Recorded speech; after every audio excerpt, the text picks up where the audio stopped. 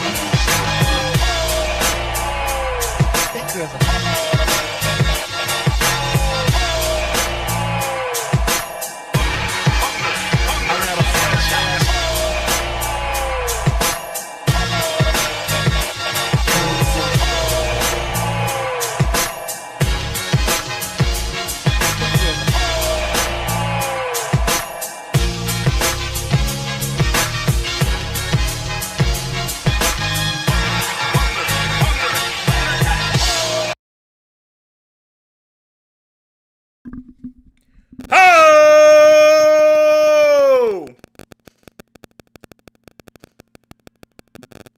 It is January 2nd, 2026. The first live stream of the new year. Welcome to the Midnight Run. Once again, it's me, it's the VINCE. And this is a reminder, it is cold outside. So I had to put on my Tesla hat when I went out. Give it to be my good friend Pugman. Y'all be sure to thank Pugman. Yes, it's Tesla. Little reflection there. So let me go ahead and take this off. It is 9 o'clock p.m. I'm actually operating on white people's time, not colored people's time. So I'm actually on time for once. I'm doing white people's time for 2026. Woo, baby. Nature boy. And you know what? This year, the ending of the year started off, and I wouldn't say minty or anything like that, but I will tell you right now, I have never seen such complete ignorance to things that are surrounding you. Okay? You want to know what I'm talking about? Let me tell you what I'm talking about.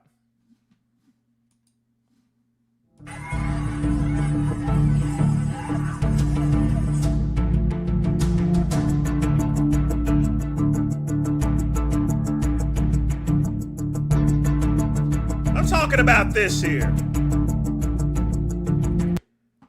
40 people killed. But that's not the weirdest thing. That's not the most ridiculous thing about this here. Let me show you something here. Let me see if I can find it. Yeah, this would be it. Verified. It shows the moment that the fire appears to be spreading across. I'm going to just show you just the nature of people, okay? Just the complete nature of people. So, this fire happened in Switzerland, killed about 40 people. But you know what? People were actually filming the fire taking place. They were trying to take pictures of it with their cameras. Look at this.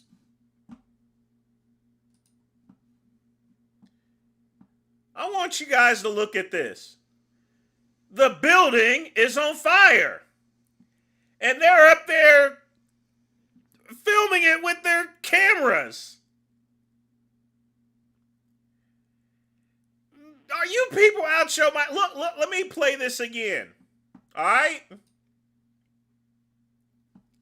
The hell with viewer discretion advised. I mean, folks, come on. They're up there. Your building is on fire. And you may got they only had like a minute left before they burned down. Just what? I mean, you can't be. Look at this here. That's 2 minutes later. You want to know why? Here's what happens, folks. All right? The building catches on fire. It's a small fire, but when it comes down, once they open up the doors, all that air rushes in and it basically fuels the fire. Folks, y'all remember that, now,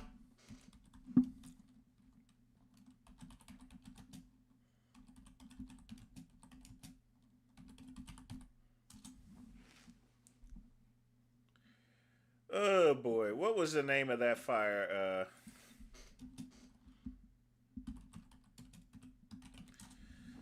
I can't remember. What was yes, the station nightclub fire. Y'all remember that back in 2003? That killed 100 people.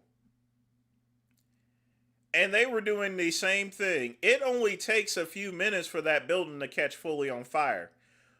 Folks, whenever a fire starts in a club, get the F out of there immediately. You can't turn on the hydrants. The hydrants wouldn't do any good, Kaizen. None.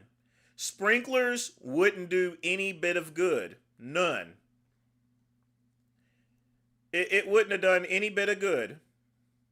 Nothing. No, I would have just got out of there, Raw Pump. The minute I see any type of fire, leave. Okay? Leave. You don't stand there with your damn cameras and start filming the thing, you know? 100 people got killed at the station nightclub fire by Great White. Just crazy. People just don't realize just how quick a building can catch on fire. It only takes a few minutes.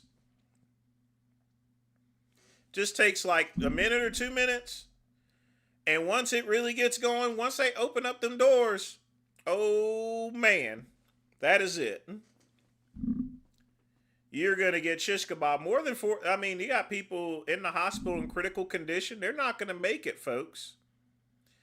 Their lungs are all torn up. They're probably at 100% oxygen. That doesn't last for too much long. So, in all, there's probably going to be like 60 or 70 dead people in about a week. When your lungs are all burned out and scarred, you're done for. You have maybe a couple of days, then you're going to suffocate. And that's the end. That's that. But anyway, tonight, folks, I got my hot coffee, Richard Overton style with a little bit of Maker's Mark. Gurkha Black Ops. I got my Gurkha Hudson Bays coming in. They finally got back in stock. They should be here tomorrow. And, of course, my water cup given to me by my good friend Pugman. And again, folks, y'all be sure to thank Pugman for the cup and the Tesla hat. Yes, sir, indeed.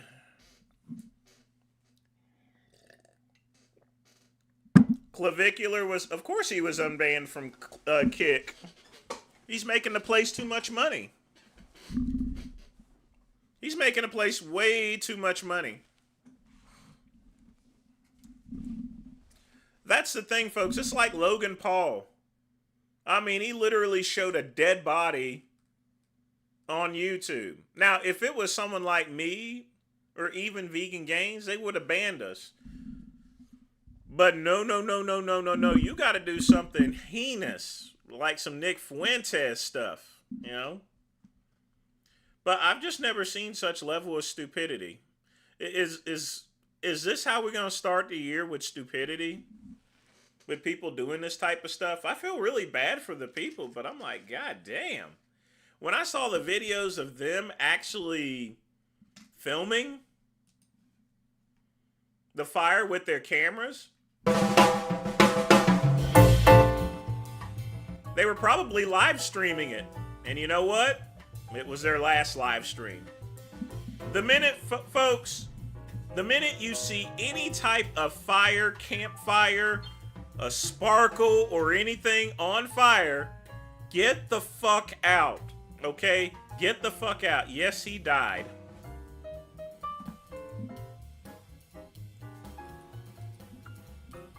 They all died.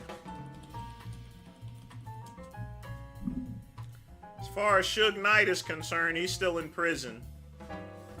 He's going to be in prison for the rest of his life. He is not getting out.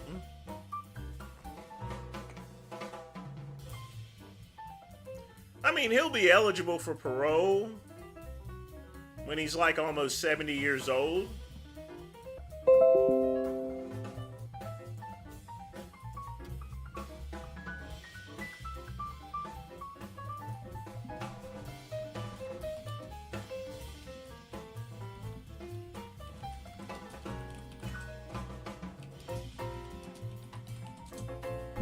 And we had a little crash here. Not sure what happened. Like a slight surge, but we should be good now.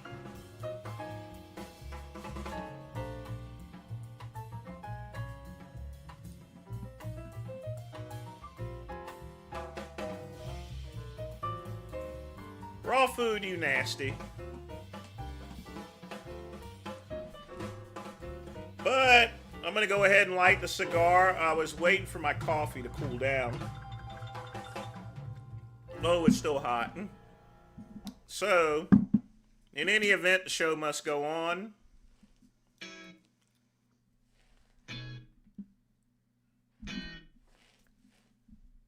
I didn't mean to play that. Okay.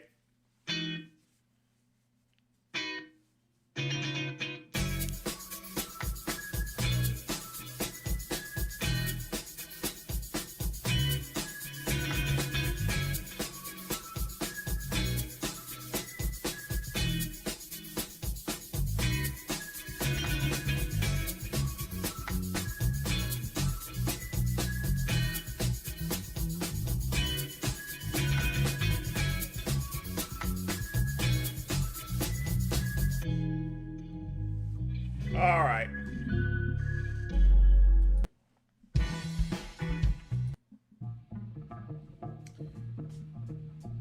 I never dealt with the fire. That's one of the things that didn't happen. I saw a guy jump off a bulkhead and kill himself. It was, the funny thing is, I thought it was kind of cool at the time when I saw it happen. I was thinking, you know what was going through my head?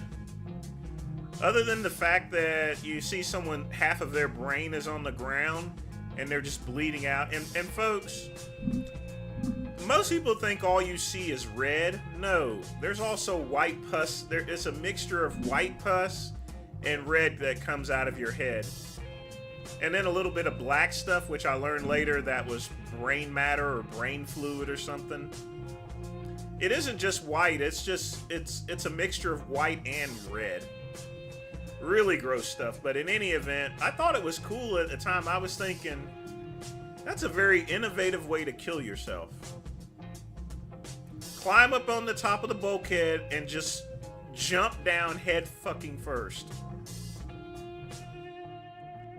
I mean, it takes a lot of, purposely aim your head down like a missile in order to break it. And folks, don't do this if you're gonna, end it. You're not gonna die immediately. He was just crying in pain, moaning and groaning for about 20 minutes, and then They scraped him up off the ground. I think he died right on that gurney once they picked him up because, the half of his brain was on the ground. So when they lifted him up, the cord's pretty much untangled. It's sort of like unplugging a stereo where you just, and stuff. But in any event, people just think red stuff just runs. No, it's red and pussy white there. Really, it's interesting. You get there's no better way of learning about human anatomy than seeing that type of stuff. It also sets you in place to where you're only flesh and blood, literally, and you can go at any time. You're not indestructible. You can't get it out of your head, neither. You can never get that type of stuff out of your head.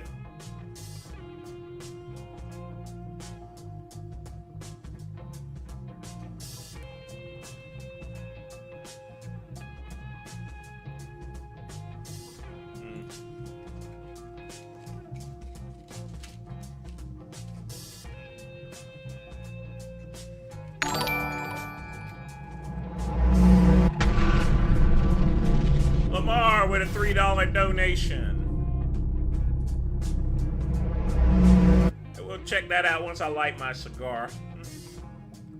Definitely appreciate it.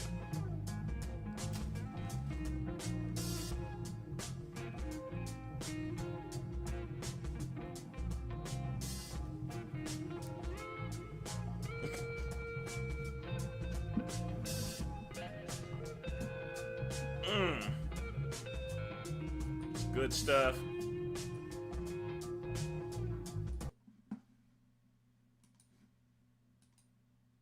What's that? And I'm where you from? What up? I'm from Neighborhood Crib. Yeah, which one though? All of them. Yeah, you know you got some fights coming out. Yeah, for sure. Let's run Yeah, that. let's do that. To the back. For sure. Hey, don't Hey, run that. over Roll the it box up. back You there. finna get your head up. Yeah. All right. Y'all straight. Y'all. You know it's 2 Hey, minutes. hey, man, move For the sure. box. It's on the way. I gotta get on the phone.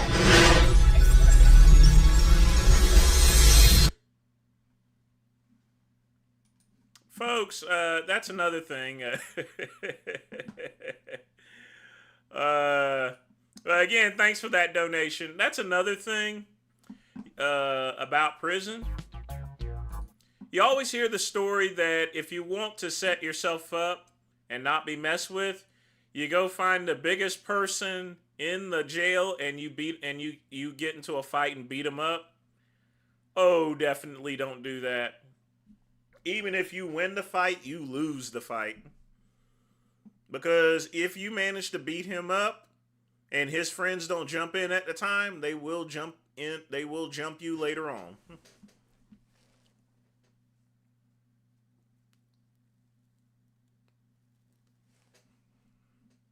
Ever consider wearing a tan hat like Felice Johnson? Nah. Felice Johnson be wearing some weird cowboy hats here. I mean, that's a scary person.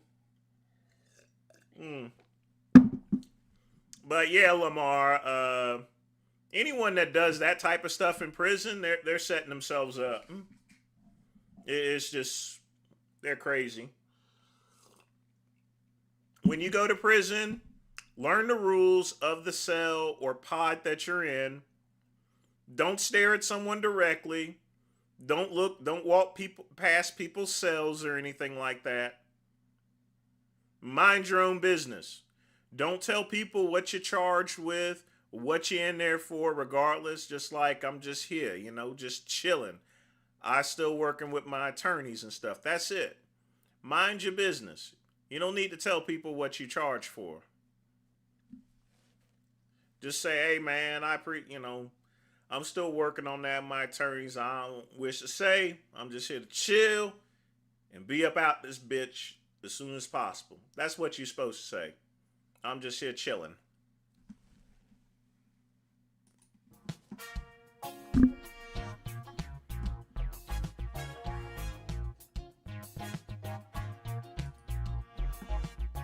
I got my shave in today.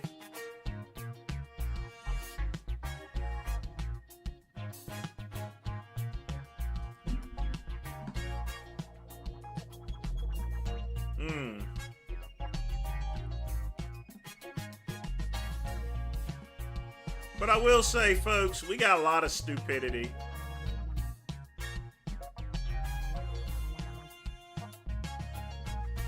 I just really don't know what's going on. But folks, get your questions in. If you wish to make a donation, you can. Smash that like button.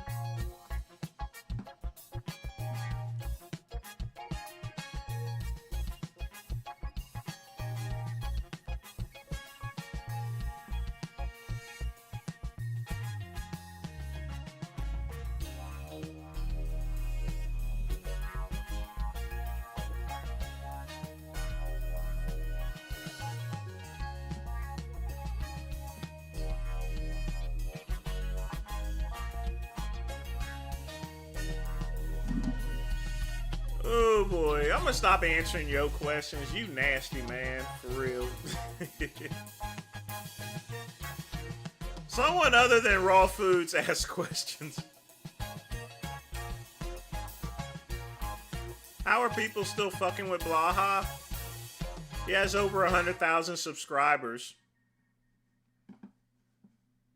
Not only that, here's the thing, Lamar. The vast majority of people who watch Blaha are the same people that watch Vegan Games. They want to set him off. They want to see him get angry. They're not really fans. They're trolls. They're people that want to bait him into doing something. That's all they are.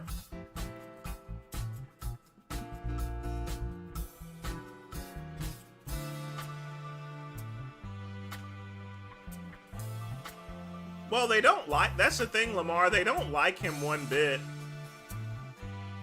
They just want to... Some people just want to see a car crash. They literally want to see a car crash.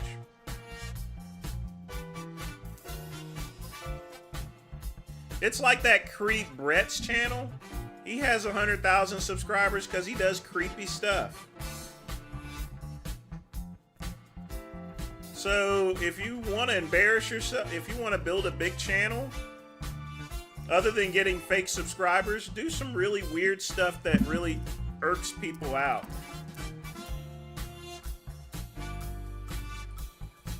And you will get a crowd.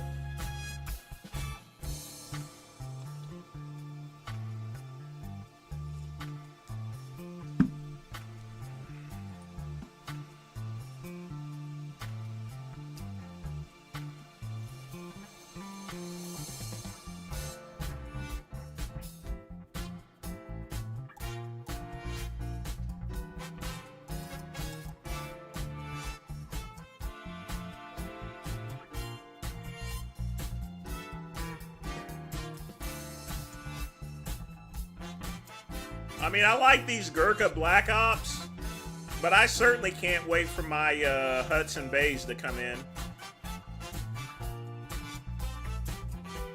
And you know what, folks? Right now, Cigars International, they're now shipping for free, but they had a 20% coupon. So for $50, I got my Gurkha Hudson Bays. That is, folks, that's $2.50 per cigar. That is freaking awesome. You can't beat that. A Cuban seed Nicaraguan a cigar for $2.50.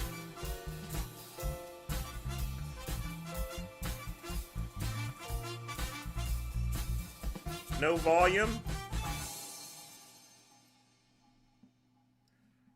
You can't hear me? Yeah, you could hear me. Shut up there, Raw Food. I'm gonna stop answering your questions for a bit. You asking some crazy stuff.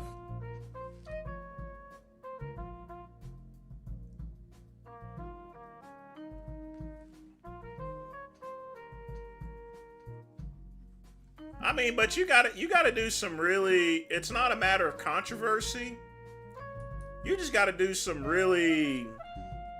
You gotta do some real freaky stuff. So here, let me show you an example. Okay?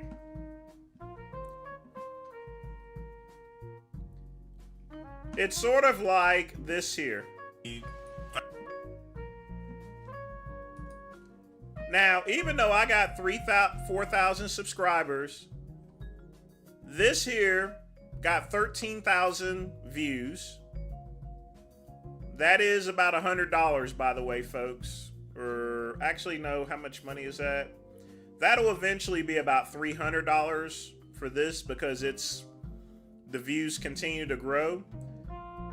But most of these views are simply because I made a controversial clickbait topic this year. Once I did that there, Lamar, that's what makes 13,000 views. You do something controversial, you're going to get the views, but you're going to get a backlash along with it. That's going to happen.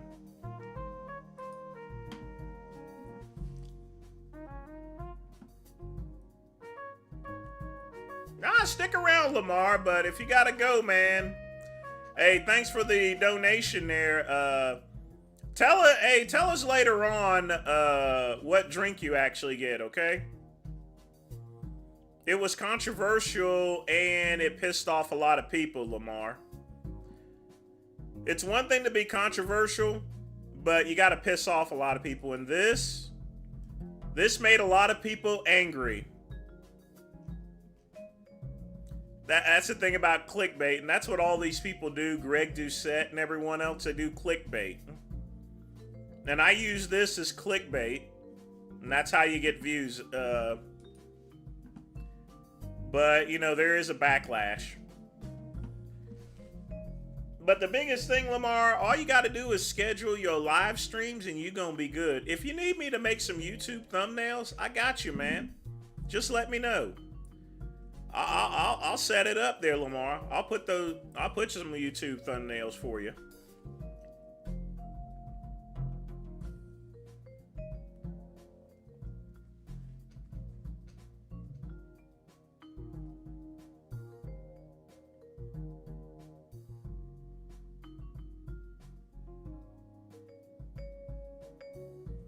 Man, I'm gonna do a reactions thumbnail for you there, Lamar. I'm gonna get my big beautiful AI to take care of that for you. So I'll send that to you tomorrow there, Lamar, since I'm gonna be in the office working. I'm gonna send you a good YouTube thumbnail. Oh, okay.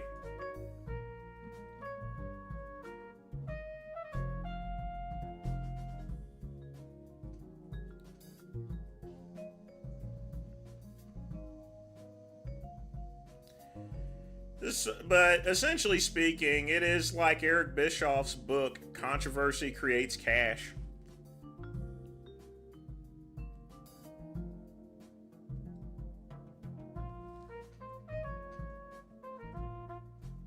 I will never collaborate with Durian Rider. Durian Rider made a video against me one time. This was like 6 years ago when I was just starting. I called him a skinny vegan fuck that looked like a chicken bone.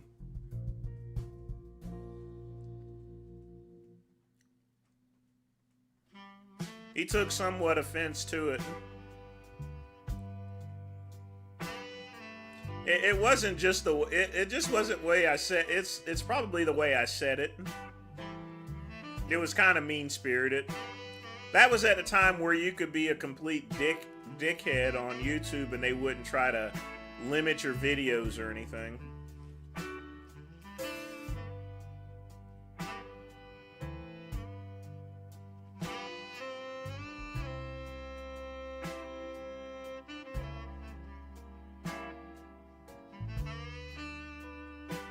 You remind me of a prime Ronnie Coleman.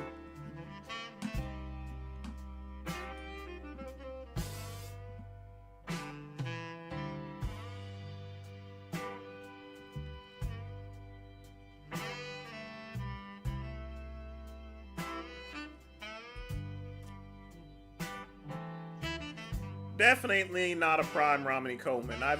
If you've never seen Ronnie Coleman, I am half his size. He is, you see how wide I am? Imagine two of me stuck together at the same height. That's how big Ronnie Coleman is. Ronnie Coleman's the same height as I am, but he's twice as wide as I am. He was just humongous. A freak of nature.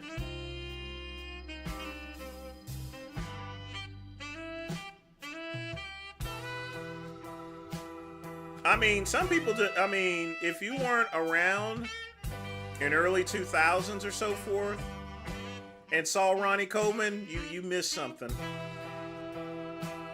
He was just a huge shredded monster. Very, very scary. It was almost looking like, the best way I can describe it, it was like looking at a fucking cow.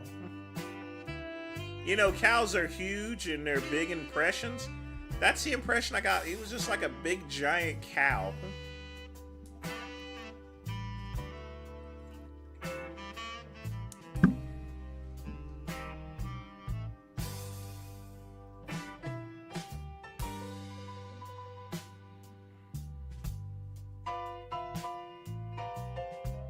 Yes, I met Ronnie Coleman a few times.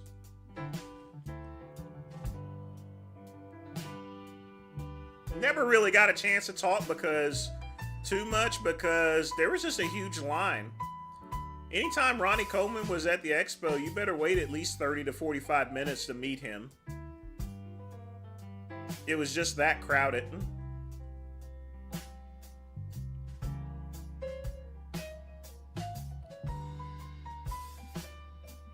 But two people, there's only two, I mean, there's a couple of people that I chatted with for a while. Bob Ciccarello, because we were pals from Get Big and stuff. We chatted for like 10 or 15 minutes or so. Obviously, Palumbo and Romano. Then Big Don Fry. Chatted with him for about 10 minutes. The legendary Don Fry.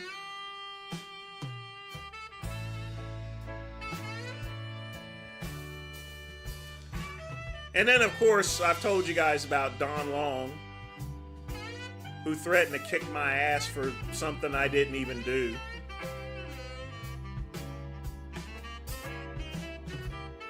Where are the vids? We don't start videos, Lamar, until 9 o'clock. So it's chit-chat for the first hour, and the last 2 hours are reaction videos. Because I want to enjoy my hour smoking my cigar.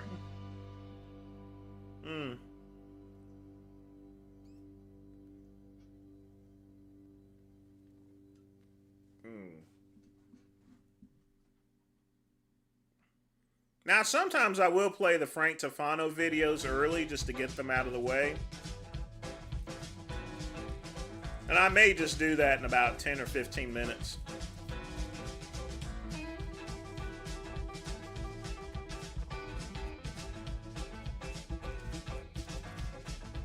We got a lot of videos tonight, but it's because I put up the link very early. So I may actually start early. You mean 10? 10 of what? Matt.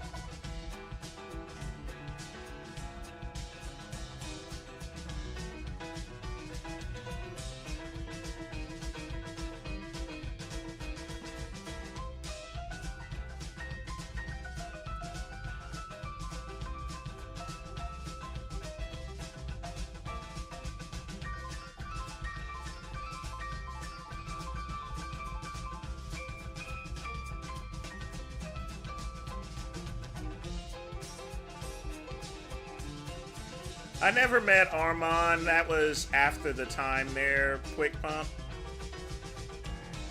I stopped really going to the major expos probably around 2016. That was the last major expo I went to. And ever since then, I've been just going to regional shows, Quick Pump. And that's simply due to the fact that I've exited out of the supplement industry. Once I left the supplement industry, there was no reason for me to go down there at that point in time.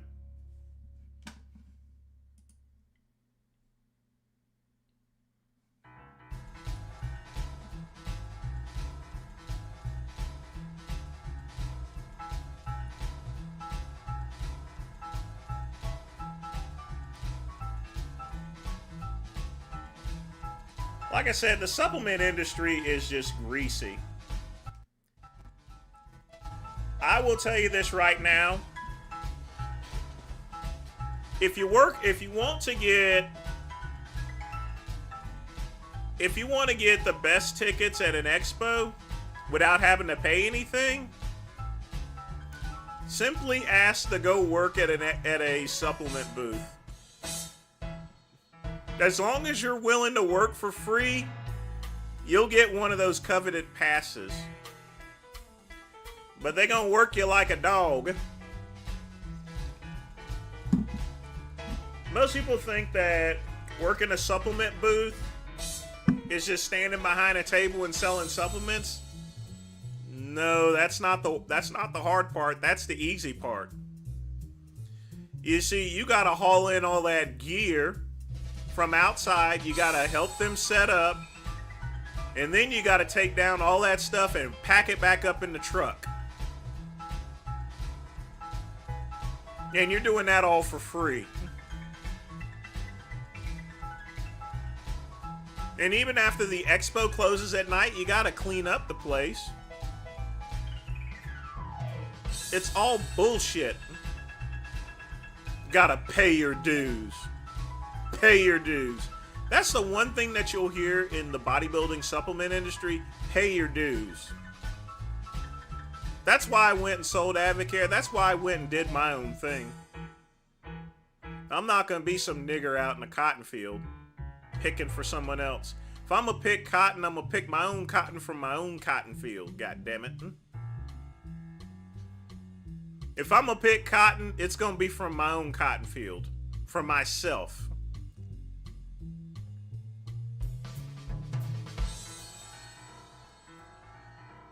That's why you don't ever hear about some of these people that retired. These pro bodybuilders that retired, that's why you don't hear nothing about them. They go and get menial jobs because they got no retirement fund. Sure, they'll show up on a YouTube channel or something for free just to get exposure again, but you know, getting fart powder does not pay your bills. It just doesn't.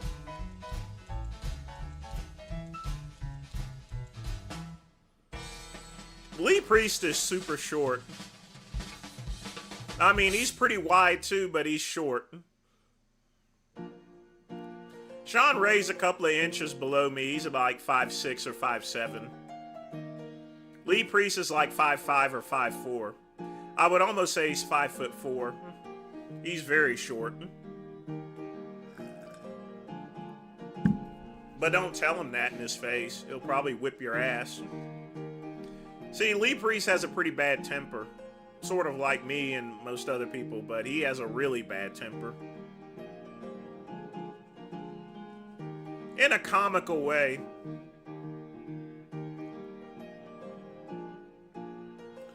But him and, God, what's his name?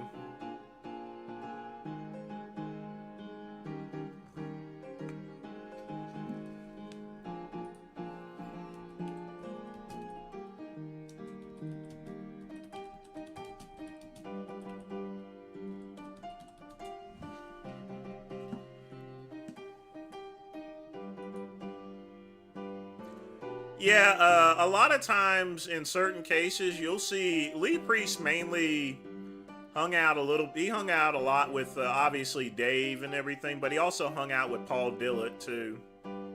Hung out with him a lot. They used to joke back and forth, so. I mean, at least I saw him and Paul joking around a bunch there on a number of occasions. I don't know if they do the same thing now.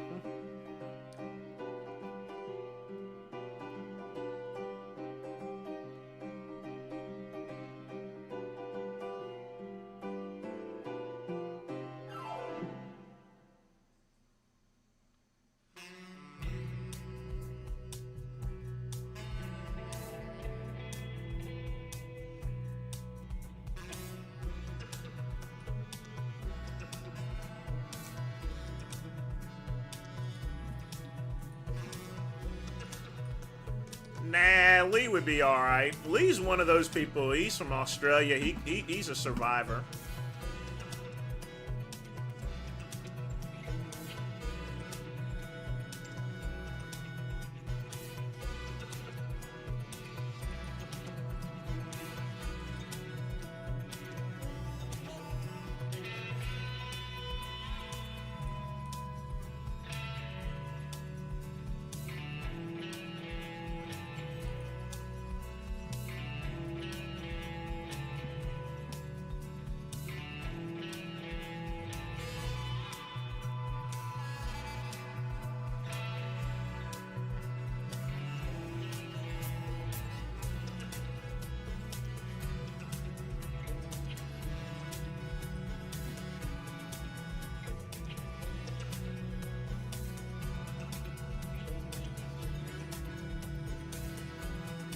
But I mean, this year for bodybuilding has been pretty bad.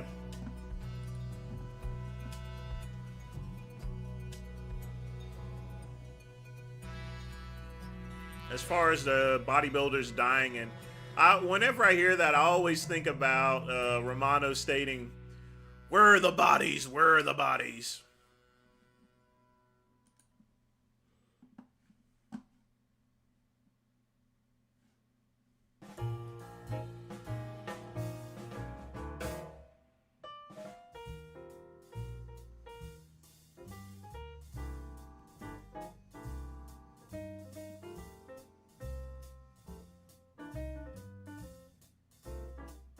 Start videos. I'm not finished with my cigar, but for you, Matt, yeah, we'll start videos early.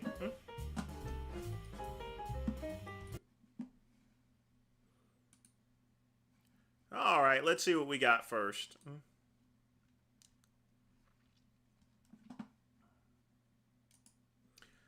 And we got Pugman first on the mic.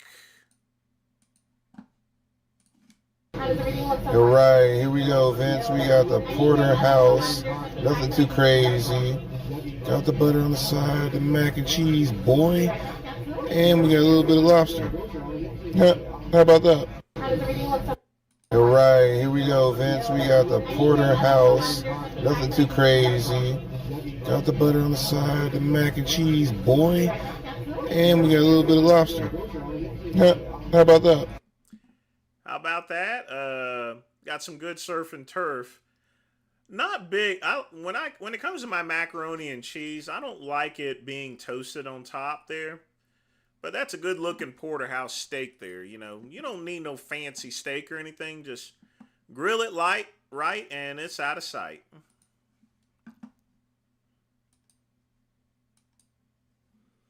Yes, that's vegan. You know, actually, steak is actually vegan because you have to remember cows eat grass. So therefore, technically, it's vegan. Got the tuna tartare going crazy, baby. Shout out to Vince Goodrum, boy. Ooh, I've not had tartare in quite some time. Yeah, that looks pretty good. I don't know what the deal is with the tortilla chips around it there. I guess that's more or less for garnish, but it actually looks pretty good there. I like a good tartare.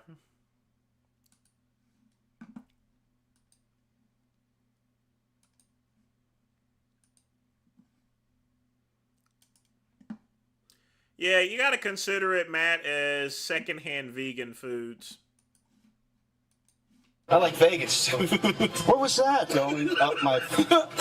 What happened with those girls? Me and you. Me? Yeah. That's none of your business. Back up. Routine. Oh, boy. Hope you snap your neck one time doing that. You want me to be honest with you? How you get big? You're never honest. I'm gonna be honest. Take I bet it was good there, Lamar. How much did that run you in all there?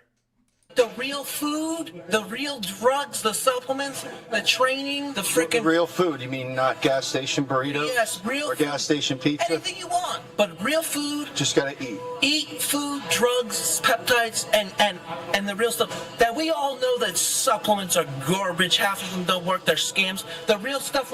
Yeah, despite that, he's going down to Blackstone Labs every week and talking PJ Braun out of supplies, and then he goes and sells them online.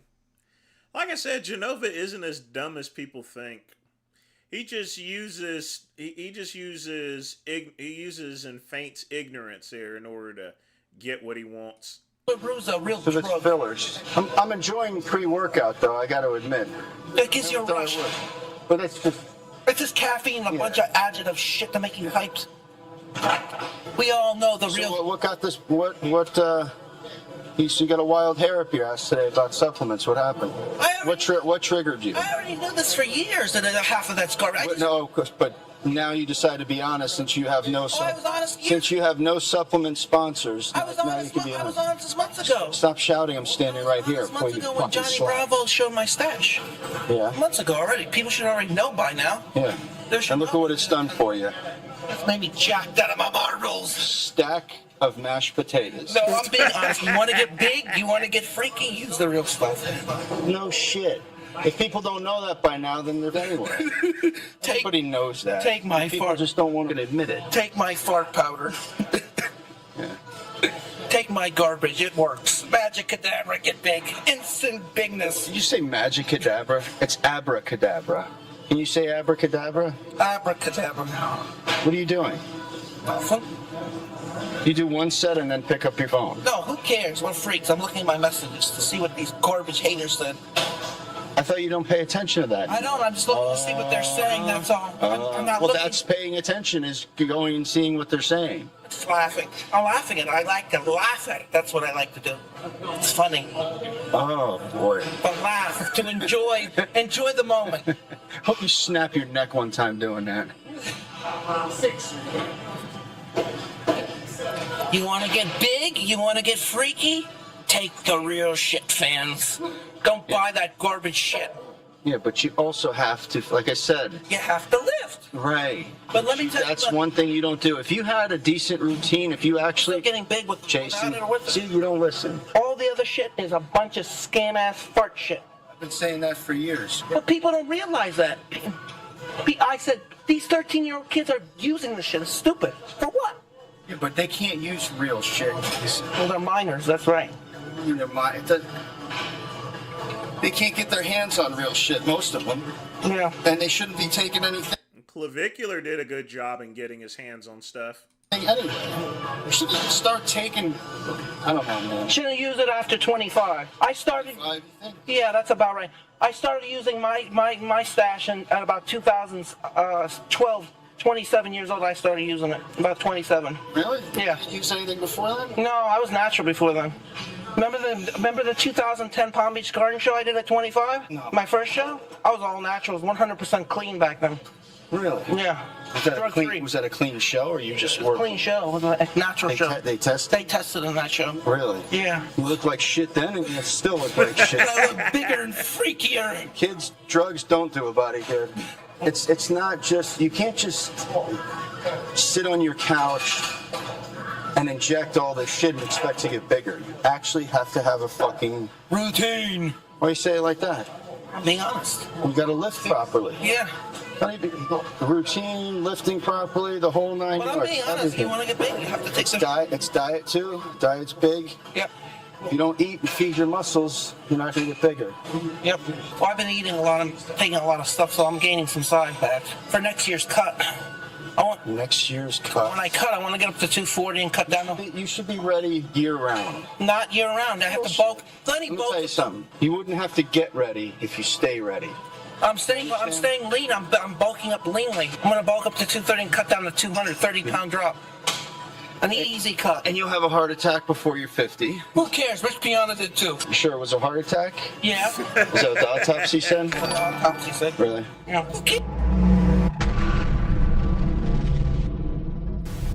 Lamar with a $4 donation. Let's see what we got here.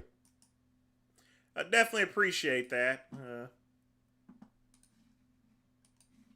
Breaking news, channel 69. T, we're coming live. Potential homicide. With a victim here survived. So tell me what happened. Okay, take your time. I'm sorry, what is it that he said though? Yeah, I think he died. We'll get back to you. Can we see what the weather's like from a weatherman freaky? Well done, bring an umbrella. If need be, gonna make it rain and it's gonna be leaky. No, sunny weather, please don't leave me. That person's creeping on the low. There's a weekly 100% chance to get you wet, wet, wet, wet. 30% chance to make you wet, wet, wet, wet. 90% chance to make you wet, wet, wet, wet. 50% chance to make you 60% chance to make you 100% chance to make you wet, wet, wet, wet. 30% chance to make you wet, wet, wet, wet. 90% chance to make you wet, wet, wet, wet. 50% chance to make you 60% chance to make you 100% chance to make you. Another news, a man is banned from local zoos. He jumped the fence and stripped down nude and was attacked like kangaroo. Now, I'm trying to run away, but couldn't find his ponds. And it was mating season, so it turned into a five. Stay keen, or you sleep twerking through the night. It may seem studies say that the chances are high. Crazy, didn't know that was a fact. Really, what's the chance of that? There's a weekly 100% chance to get you wet, wet, wet, wet. 30% chance to make you wet, wet, wet, wet. 90% chance to make you wet, wet, wet, wet. 50% chance to make you 60% chance to make you 100% chance to make you wet, wet, wet, wet. 30% chance to make you wet, wet, wet, wet. 90% chance to make you wet, wet, wet, wet. 50% chance to make you 60% chance to make you 100% chance to make you. What in God's name was that? What in the world was that? Jesus Christ. Breaking news, channel 6.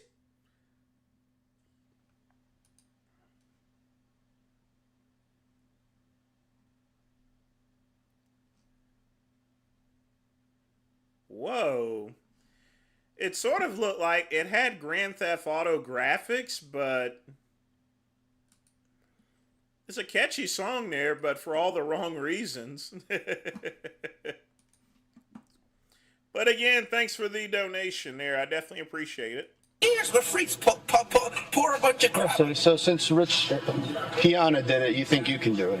We're freaks. We don't care about drug enhancers. But he actually had muscle on him. I have muscle too, baby. You don't have shit. You're a liar. You have fat forearms and you have big forearms and big calves. Shut up, pinky ass.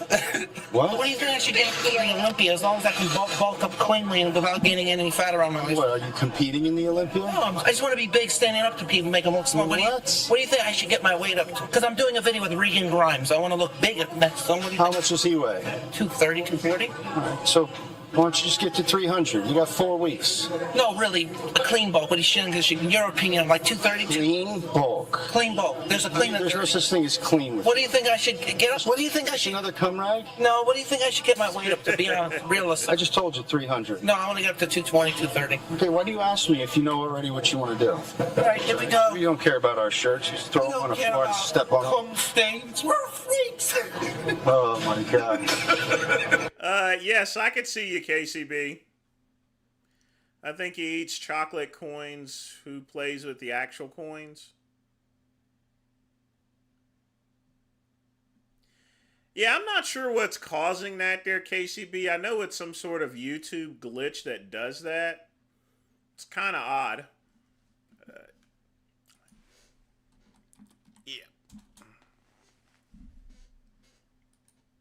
It's sick. Cum stain, shit stain. Yes. Yes. What was that? Oh my God. Did you get high again today? Yeah, I smoked the weed. Bullshit. Yeah, I snorted I don't it. even know how to Smoked the pipe. You snorted the weed? I snorted it like cocaine. You probably would chop up some weed and snort it and smoke it like a normal person. We're freaks. I see your shoes are fucked up again. Who cares? We're freaks. Finally settled down? Yeah. Christ. Like a hyena on Clen. That was one of the worst sets I've ever seen you fit. Who cares? We're Garbage. Garbage. Shit, garbage. It's all right. Nobody's coming here for informative bodybuilding. Goodbye. Peace out. Do you have to wear all this jewelry? I'm the carrot top of bodybuilding. Oh, I saw you. So you went and got a new Rolex yesterday at the Boca Mall? A cheap one. A cheap one? Couple thousand. You're such a lying fuck, dude. Why do you have to lie so I'm not goddamn lying. I'm a much? freak. Everybody knows you're full of shit. No. You're never gonna buy a real Rolex. No, I bought the cheapest one they had. I was steal You're one. lying. And what happened with those girls the other night? That's none of your business. What happened? Did she sell you out? No, shut up. What happened? I'm not putting them on camera. No, I don't. It doesn't matter. Did she sell you out? No, she did not. Did you go out? Mm-hmm. No, you did not. You take that camera off, you. You would have recorded. You would have snapped pictures, all that shit. Leave me alone. Get from back up. You can film whatever you want. I'm filming you now. What happened with that broad? Nothing. I still talk to her. Is she of age? Yeah, she's 22. You sure about that? Yes. You're such a lie. I can tell when you're lying. You're getting all uncomfortable. Get the camera. First, a date with a real chick, and you didn't take any pictures of anything. Yeah, I do have it on my IG. You're lying. That was from like 3 nights before that. Shut up. You're not taking the camera. Give me the phone, the camera. Back up, asshole. Back up. What the fuck are you doing? Jesus Christ. You and your mother are not on the same flight as us, are you? No. Oh, I wish you were, because I would get her so hammered they'd arrest her coming off the goddamn plane. Shit.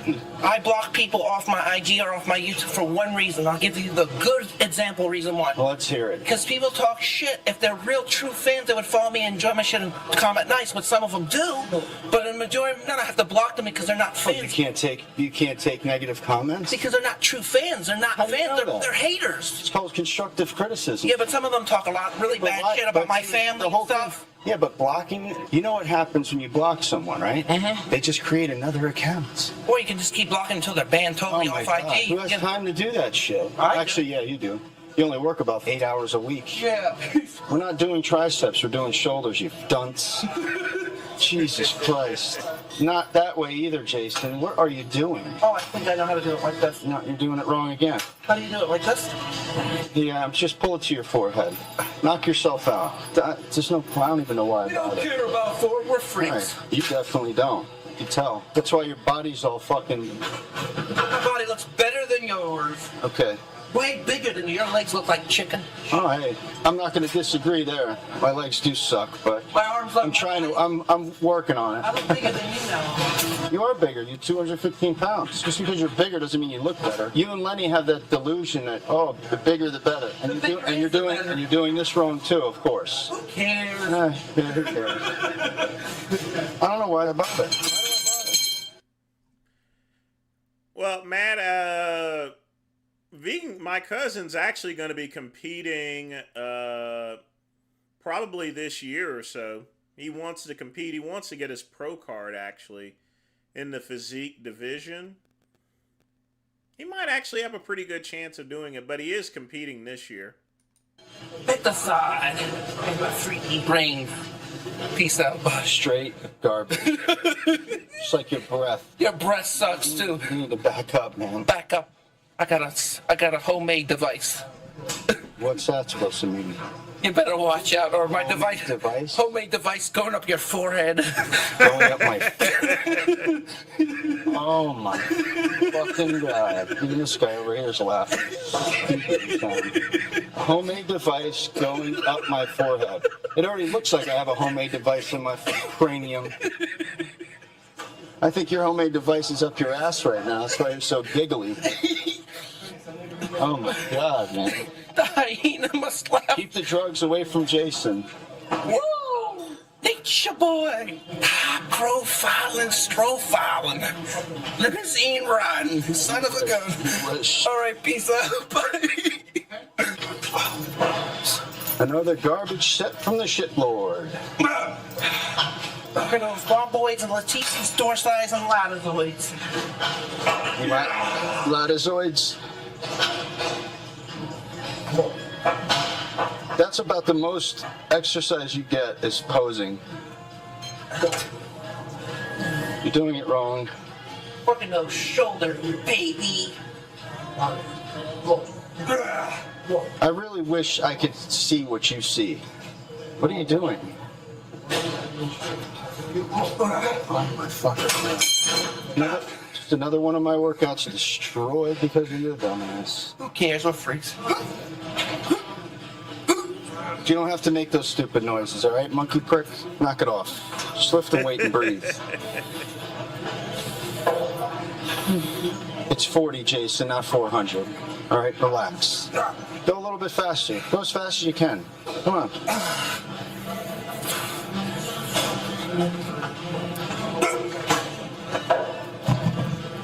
Sick. Shit. Sick and shit. It's shit. It's shit. Stay fairly lean with the drugs and get up to 230, 240. What do you think my cut will be next year? I honestly, your cuts? Cut like lean condition on stage wise. What do you have to be? Do you want to be heavyweight, light heavyweight? What's the I want to weight? be a heavyweight. Okay, so what do you have to be? At least two what? You have to be 198 and a half and above. I think you should get up to 400 pounds. No. No, don't exaggerate. Be honest. Give me real criticism, real honest facts. Honestly, I don't think you should ever step on a bodybuilding stage. No. Unless you're in bodybuilder shape. No, what do you? No, honestly.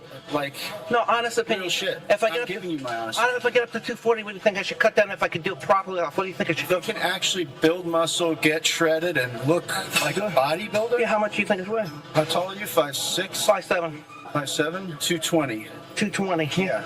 220. I would have to drop 20 pounds of fat.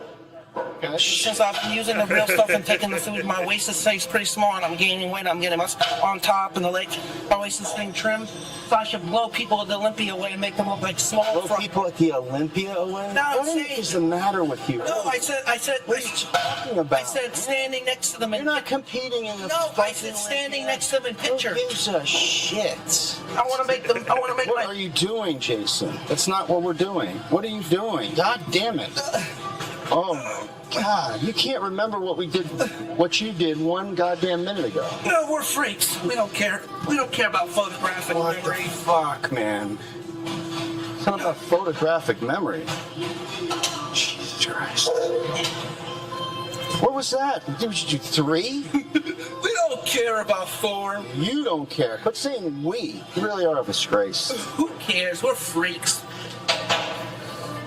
At least I'm having a workout, so I can't complain. Yeah, because the camera's on. Who cares? We're freaks. What happened the other day when we weren't filming? You did 1 set of a regular curl and a hammer curl. Who cares? We're That was freaks. all you did the other day. I was sick. I felt sick. Why would you drive all the way here if you're sick? Why the fuck would you drive 40 minutes Because I'm to delusional. not lift? I admit my delusional grandeur. Wow. All right, there we go. We're making some progress with you. Delusional, fuck. Me and Lenny are both in space. In vortexes. Being very forthcoming, honest today, I like it. All right, Pete. What else can I ask you? When's the last time how many knuckles have you gotten in your ass lately? I don't know, maybe 3 or 4. We stuck them up and crammed them. Who's we? Why do you keep saying we? Me and you. Me? He's still psychotic here. He's still got those mental conditions. They're not going to go away, KCB or Kaizen. They're not going away. He's just Hindenburging right now, so. Yeah. I got nothing to do with you putting your fingers up your asshole. Okay, peace out, bye. Do you have to do that to jerk off? Who cares? Uh-huh. We're erotic. Hey, since you're being... What? We're erotic at night. Holy shit. Get down with the sickness, baby. So you can fit... How many You can fit 3 or 4 of your stumpy fingers up your ass? Yeah. You're disgusting. I'm a cookie cutter. Oh, you're a cookie cutter now? Yeah. That's one thing I'll say. You're definitely not a cookie cutter. What's funny is you try to be a cookie cutter. I try to be so hard. You try to be a cookie cutter, but you just can't. There's no one else like you. That's why they love you. They love and hate you. Cookie cutter style. You think your YouTube channel's cookie cutter now? It's getting cookie cutter. How's that? Boring. You think it's boring? Yeah. I tend to agree. It's cookie I don't cutter. watch any of your shit, to be honest. It's cookie cutter. Can you lift that, please? Yes. It's your turn. Let's go. Let's see if you can remember now. Come on, concentrate. That a girl. Congratulations. Trying out for the Olympics. You know what you should do at the Olympia? We should get you to run on stage butt naked. right in the middle of Phil Heath's posing. That would go viral. Oh yeah, it would go viral. Lord Vader goes butt naked on stage with Mr. Olympia. And then run and jump off head first. Break your neck. Oh, you're making you laugh. Jesus Christ. I wonder why you look the way you do. All right, peace out. Peace out, bye. Why does your mother have to go, really? Why do we have to put up with her shit? We'll drug her with some opiates. Put her to sleep with some roofie. Edibles. Roofie. We'll put her to sleep with some roof. Yeah, that's good. Good idea. Let's to drug your mother. Drug her to put her to sleep. Well, she's drugged you your whole life. It's time for a little payback. Yeah. Put her to sleep. Right, we probably won't even see your dumbass. You, her, and Bravo are all together. You guys will be doing your own thing. All right, peace out, bud. Bravo got upset that I called him out of my live the other day. He did? Yeah. That's all right, Bravo. The only thing what I had a problem, I don't give a shit if he records you, because you have to know, or you have to think that whenever you're on a phone call, or whenever you're texting, people are screenshotting it and recording it. That whatever, it is what it is. But all he had to do was get your permission first to post that, which you would have given him permission to post that. You didn't really even say anything. It wasn't even that funny, to tell you the truth. It's the point, Bravo, and you know what I'm saying. But it's all good. All right, peace out, bud. Right? It's Yep. all good or what? Yeah? And who leaked the sex tape? I don't know. You sure you didn't give it to somebody? No, I did not. I remember. I have a heart. I didn't bring it to no one. I don't know how. It's weird. It's very weird. Whoever got it somehow. Somebody gave it to somebody. Yeah, but see, I don't believe... I've been on a hiatus lately. I've not smashed anything. I didn't give it. I didn't have it. So how could I give it? I didn't have it. You don't have it. I don't have it. You don't have your own sex tape. No, I don't. Yes, you do. What do you think about that? What do I think about it? Mm-hmm. It'll be fun. Be a neat experience. We've never done it. I mean, we've never been to an expo like that. That's the I don't really give a shit about the expo, to tell you the truth. It's great exposure for our channel. I don't even care about that. I like Vegas. Like everything else, but the expo The expo's going to be a little fun, though. It's interesting, you know? I'm sure it'll be all right. It'll be okay. See a lot of good fans and stuff. Got to get at least four good reps. Get 10. 1, 2, 3, 1. Oh, We're freaks. one of the worst sets I've ever seen you do. Who cares? We're Oh, boy.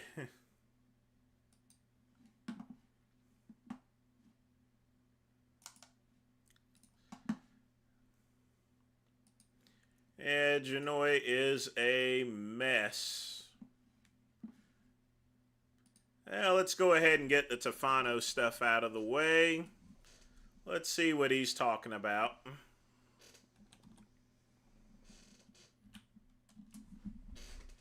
But yeah, I'm on a hiatus right now. I'm not smashing any tans or twinks or anything. Don't really plan to neither. I'm concentrating on other stuff.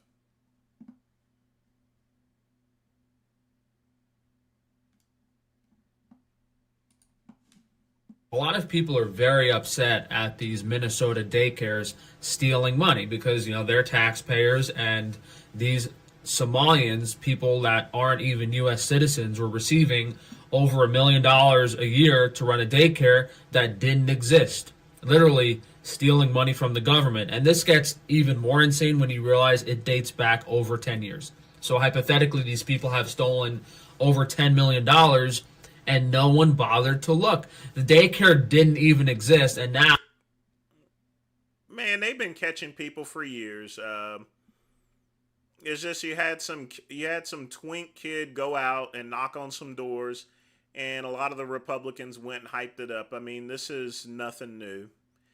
There's fraud all across the United States, and it's all due to the COVID, all the COVID giveaways. It was just ripe for fraud.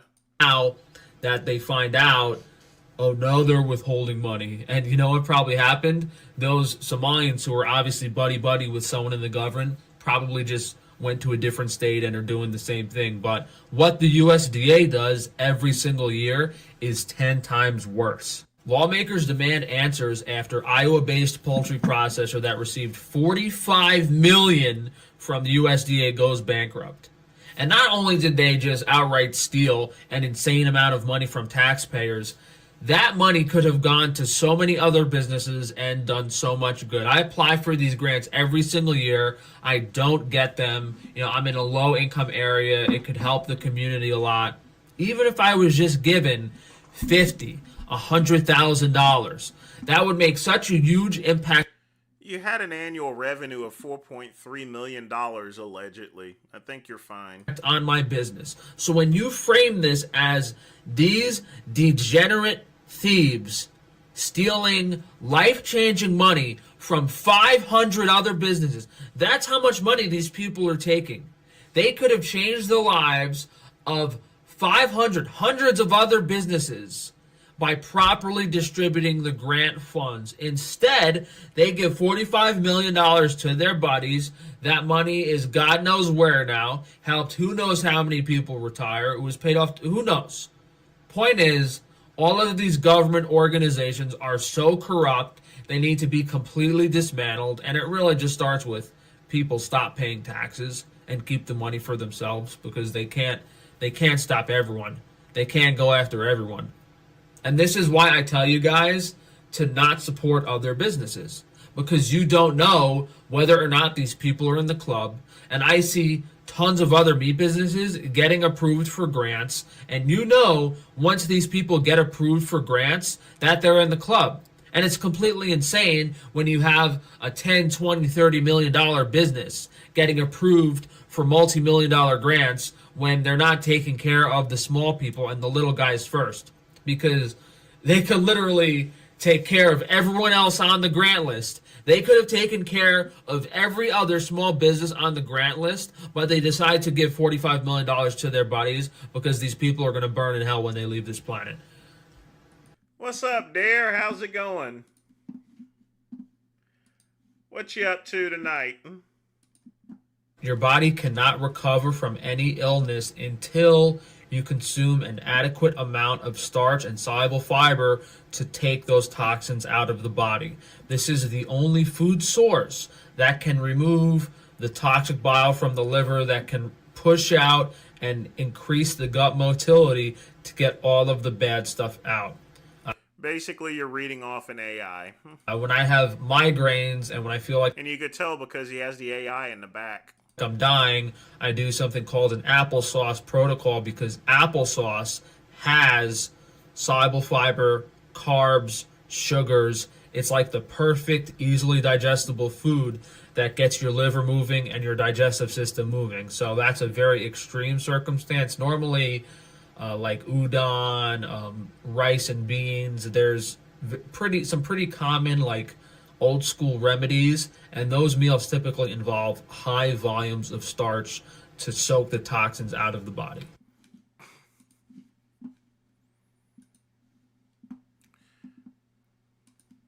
I use the term applesauce protocol in a video I just made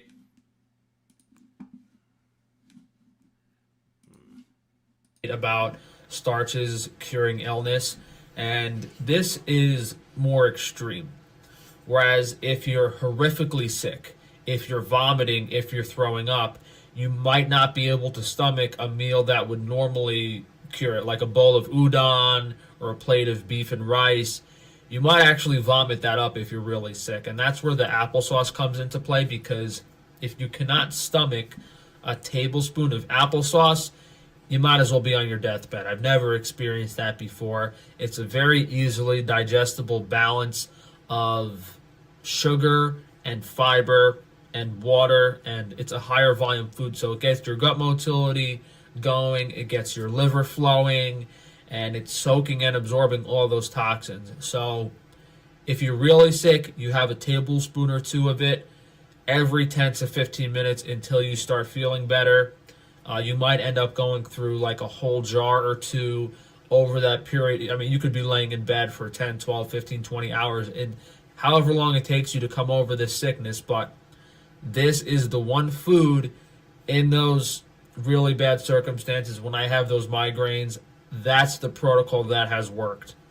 Eating only applesauce until you feel better. I've done this dozens of times. And raw apples or other types of apples like dried apples, I've had the most success with applesauce because it's cooked, it's a little easier on digestion, it has a high moisture content, whereas something like dried apples or something else might, dehydrate you. Well, KCB, Tefano just can't quit.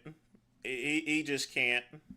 He needs the attention. There's a lot of nuances to everything, but this is one of the brands we have available on Frankie's Free Range Foods. And there you have it.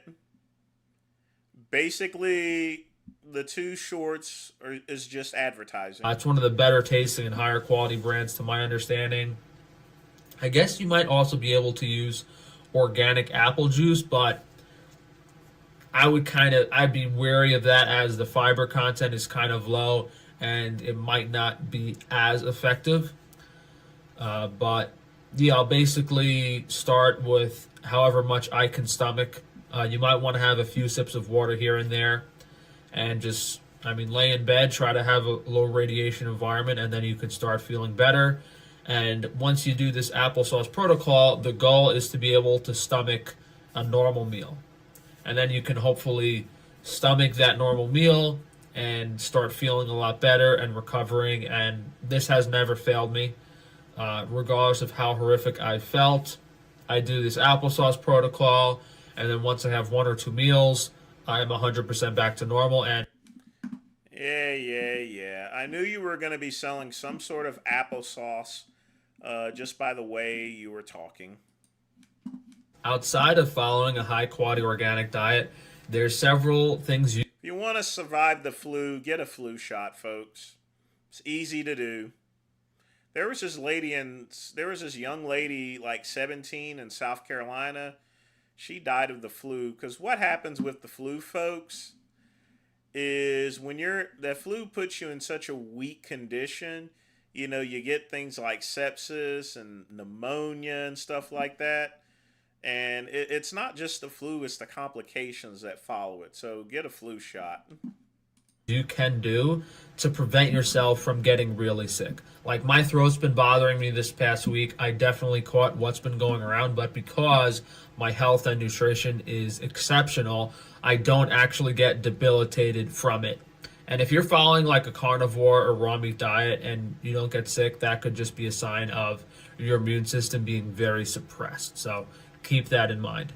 First is removing the cause of the sickness, which is interacting with other people. And you want to do an iodine, nasal, and throat rinse every day you get home from school or work. So if you've been breathing in air from other people, you put a little bit of this iodine in some water, you rinse out your nose and mouth. I have videos on my TikTok and YouTube, and the difference between my iodine and other iodines is that it's a much safer and lower dose. Because if you take Lugel's iodine, KCB, who are you referring to on that? and you try to do a rinse every day, you're going to get iodine toxicity and thyroid problems, and you're going to get very sick. It's very, very toxically high dosed. And most people know about the importance of vitamins in preventing yourself from getting sick, but B vitamins are very underrated, and most B vitamin supplements do not have the proper ratios. So my Natural B Complex has custom formulated ratios that no other supplement company is offering. So, most people are taking vitamin C, they're taking their vitamin D, but they overlook the B vitamins, which are way more important. Then you have a probiotic. You ought to see his sex tape there, KCB. It's pretty nasty. And if you don't have access to My Natural Probiotic, the next best thing would be like some very high quality organic kefir or water kefir or a raw yogurt. And that's going to replenish your gut bacteria after trying to get the bad stuff out. So the reason you get sick is because some of that bad bacteria, the virus, gets in your stomach, gets in your microbiome. And after you flush it out, you need to replenish the good bacteria to prevent the bad bacteria from coming back. This is key. If you can't get the healthy bacteria back in, you're not going to get over the sickness. And then there's mastic gum, which is like a soluble fiber, which can help destroy some of the bad bacteria. And the charcoal, which can absorb some of the bile and toxins coming out of your liver. Because a lot of the sickness, a lot of the virus is in your liver. And when it comes out in your meal, the way to ensure that it's not reabsorbed in the small intestine is having charcoal to absorb that toxic bile. So what you're essentially doing is you want to eat a lot of high-quality organic food, a balanced diet of meat, grains, and vegetables. Keep your digestive system moving to flush all the bad stuff out, flush the sickness out, and then take all of these things to ensure. Yeah, sure. If you don't want to catch the flu, get a flu shot. A lot of people might have fear of missing out during the holidays, especially since Halloween, everyone going out and partying and having fun, the club, whatever it is. But anytime, I think... Since, just to let you know, he's not a PM there, Evergreen. If I would have to, since he's Italian, you have to consider him as a nunzio. That's what I consider Frank Tufano as, a nunzio. Think about the FOMO, the fear of missing out. I reference my Amish buddies who, in some cases, don't leave the farm their whole lives. And yeah, you could think of people like in prison or some less fortunate places that don't get to celebrate at all. But since I do a lot of business with the Amish, I think of them. They don't celebrate New Year's. And in regards to like enjoying life experiences, some of them literally don't leave their small community. They don't leave their family farm their entire lives. And they're perfectly happy and content. And if anything, they're more successful and joyous than most people that get to experience those things. So if you ever feel like you're missing out on a party, Jacob's probably milking his cows. Yeah, I mean, the thing about the Amish is, like I said, we've only had regular television for maybe 80 years. There was a life outside of TV.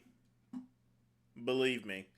Even whenever I was growing up, we didn't really watch TV. We went outside and we played board games and stuff like that. TV's an enigma. We did board games, went out and played pool and stuff, Nowadays, the culture is video games, TV, and stuff like that. We're too connected sometimes.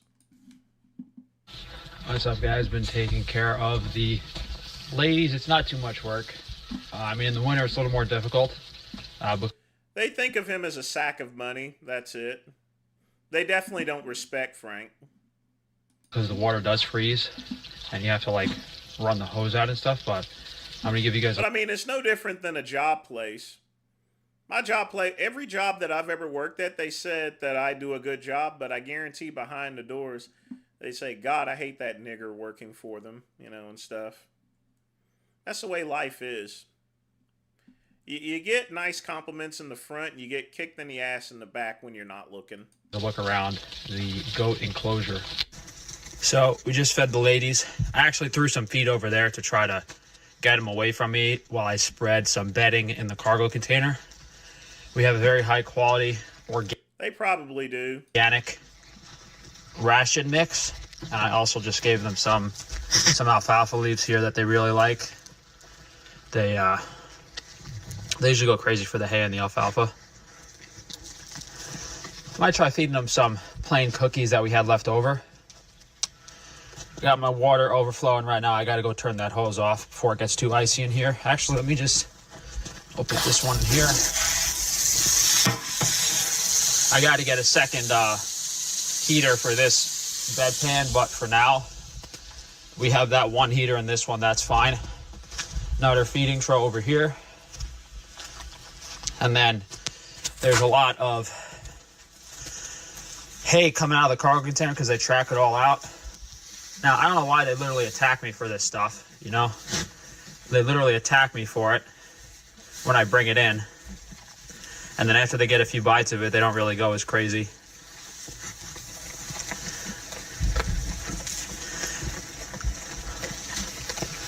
But we're basically using hay as bedding. Normally you use a lower quality mulch hay. So they basically have feed and bedding in here that I have to spread out every day just to keep it nice and dry. You know, if they're doing number 1 and 2 in here, pooping and peeing in here, I try to put bedding in here. I mean, they say every week, but I do it every 2 or 3 days. And we have a heater in here, which keeps them nice and toasty. They stand here all night. They're really nice and comfortable. I'm going to get a bigger heater, although I don't really want the temperature too high in here because they have to acclimate to the weather somewhat. They're definitely really comfortable. It's because it's like 60 degrees in here, and they have no problem coming out during the day. But, yeah, not too much work. I'm worried if I get more goats, it's going to be kind of hard to keep it clean in here, but I'm trying my best right now.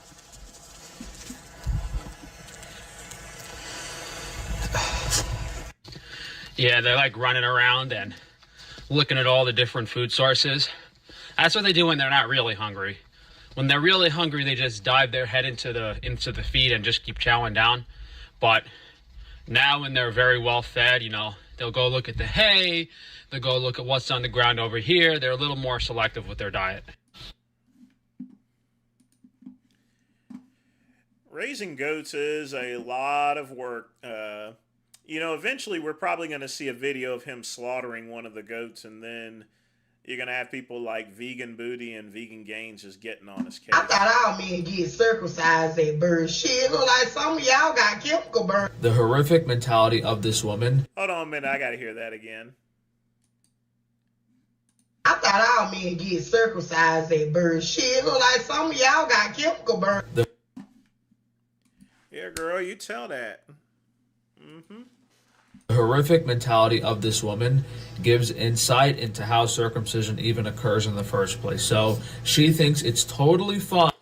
Jay Masters isn't de-evolving. He's just getting a lot healthier. I think he's using some sort of GLP-1, but I'm really glad that he ain't drinking that much and stuff. He's getting himself cleaned up there. He saw what happened to Big Lenny, and he's making the changes, and that's a good thing. Fine to not only say that, yeah, duh, men should get circumcised, but then goes and makes fun of the men whose genitals have been mutilated, even worse than circumcision. So not only were they circumcised, the horrific butcher of a doctor, don't let me get into how evil this is. I don't remember my circumcision. I mean, that happened when I was born, so, I mean... He messed it up in some capacity. It wasn't as clean of a procedure, and there's a very high percentage of male babies that actually lose their genitals as a result of circumcision. So it's really the people that own these hospitals that are continuing to pressure and force mothers into circumcising their boys. And if this was happening to females and it was young girls getting mutilated, oh, well, that's a whole different story. I thought all men get circumcised at birth. Shit, look like some of y'all got chemical burn. You tell a girlfriend. Trying to make my face asymmetrical day 102.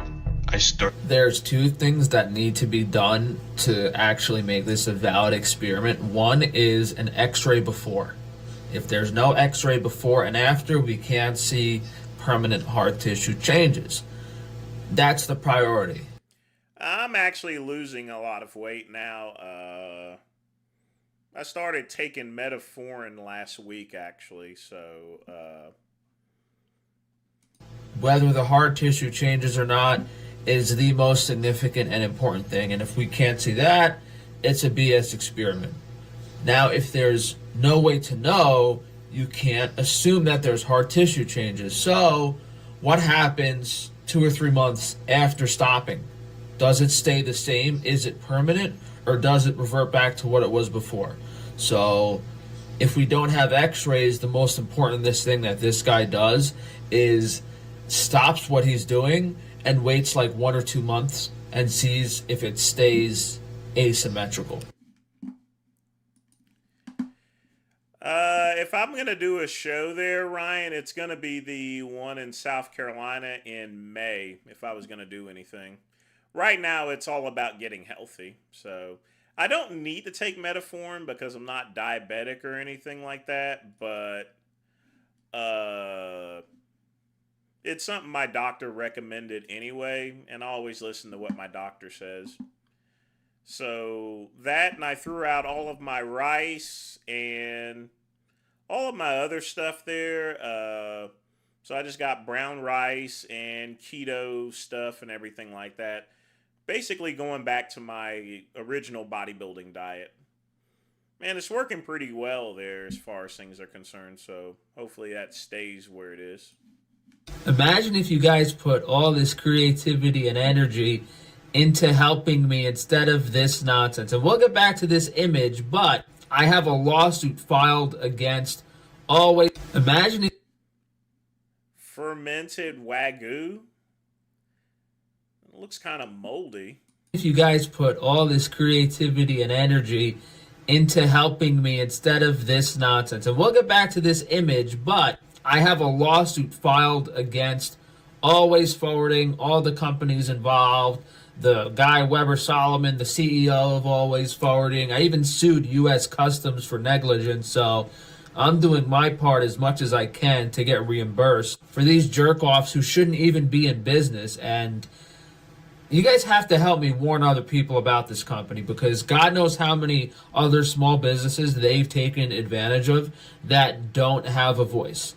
And it's easy when, you know, you're $1 million, multi-million-dollar corporate company and you're able to screw over every single small business without repercussions because you just pay off Google. But if people know and their bottom line suffers, I mean, there's even a lawsuit about these guys not paying their employees, but I've made videos on that before. We'll have to get back to that. Yeah, who knows where the Wagyu is now, but this is a pretty good Photoshop job. Frankie's in collaboration with Always Forwarding fermented Wagyu. What does that say? Patented? Oh, did he spell patented wrong? Shipping container fermentation method. It's called wet aging. It's called wet aging, buddy. This is very funny. This is probably maybe one of the best Photoshop jobs or the best memes we've ever had. Too bad we couldn't actually get it out of the container because they wanted like $15,000 after the product was already spoiled just for me. I wouldn't consider myself an expert of Frank Tufano. I've just seen him do bad behavior for the past 7 years. So, I mean, he at least sells a product there, but it's all questionable stuff. He sells the cuts of meat that no one should be eating on it, which under no circumstance was I going to pay. But go figure. And the problem is, not only did I lose, $25,000, my insurance company didn't pay out the claim, and now I can't even do business with them anymore. So even if I was reimbursed for this Wagyu, I can't get any more Wagyu, and I can never sell Wagyu in the future. So unless this company is about to pay me over $1 million, which I'm asking for in this court case, I will never be, made full again, or whatever it's called when you reimburse someone and make things right. But I don't think they have any intention of doing the right thing. I mean, this is a company that steals from their employees. They were ordered to pay like over $800,000 in stolen wages to some of their employees. And, does it have to do with the type of people that run the company? I think he's manic depressive. If I had a diagnosis, Evergreen, probably bipolar too. He needs to get on some lamotrigine or something. But mainly just manic depressive. That would be my diagnosis for Frank Tufano. Non-negotiable neither. My father started taking Trulicity recently for type 2 diabetes. He's been doing well. I think that's a good drug to start out with there, Quick Pump, along with dieting and stuff. A lot of things that I use right now, blood pressure medicine, cholesterol stuff, I don't need to use it, but it's preventive there. You don't want to get to the point to where you start having problems and then you start taking medicine. You want to get ahead of the curve, I know my history and everything, and I know my mom and my dad and everyone else has had high blood pressure. Why wait on that stuff? Go ahead and start taking it. Protect your heart and everything. You still can end up going any day whatsoever, but, you just got to do the best you can. It's sort of like the COVID vaccine that I did take. I didn't want to take a chance getting sick and dying or so forth. Some people didn't take the COVID vaccine and they're doing fine and everything as well. But I'm a person that's not a risk taker. There's a pandemic going, you need to, and there's a lot of things I did during the pandemic which I should not have done, including partying up on top of a roof during the height of the pandemic. But, for me, taking my medication, I'm just getting ahead of things, Doing what my doctor tells me to do. He's like, you should start going on metformin. I know you're not diabetic. I'm like, okay.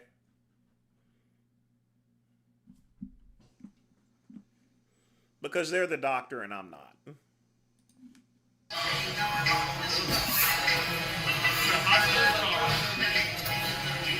This is a pretty old video. That's me at Coos Fitness.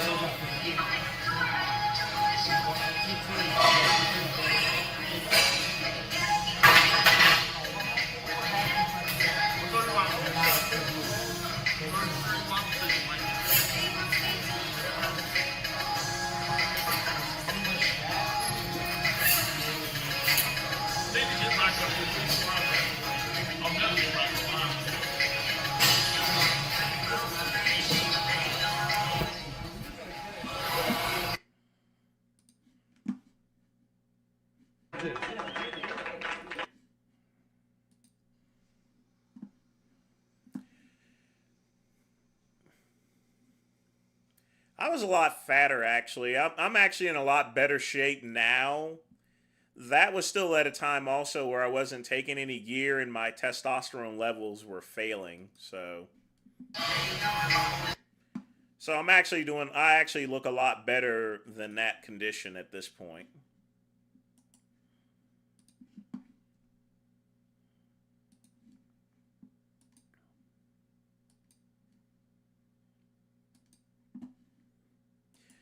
Yeah, having long arms is what hurt me at bodybuilding shows. Having long arms and a short torso, it just, it's not a good combination of things.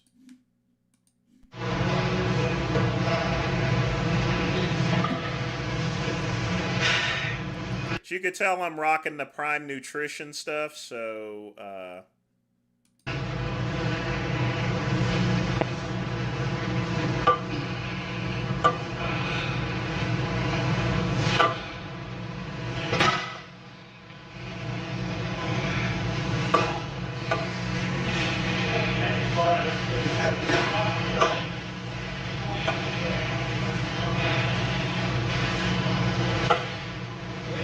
now you see how slow I'm getting it down there, so.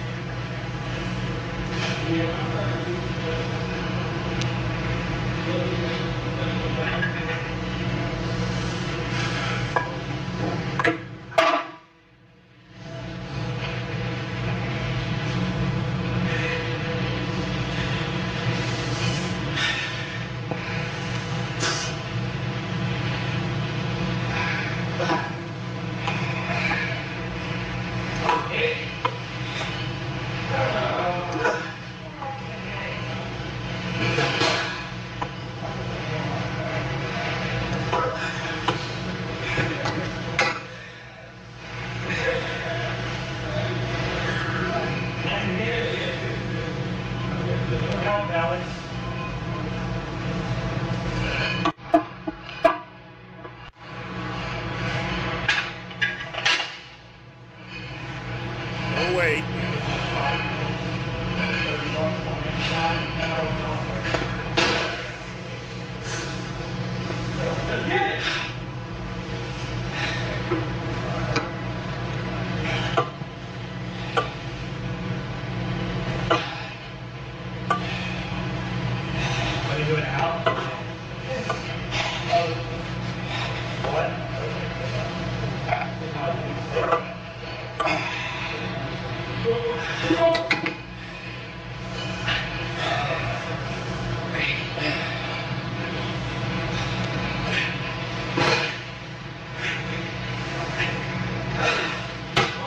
It's so heavy when I fail it today, man.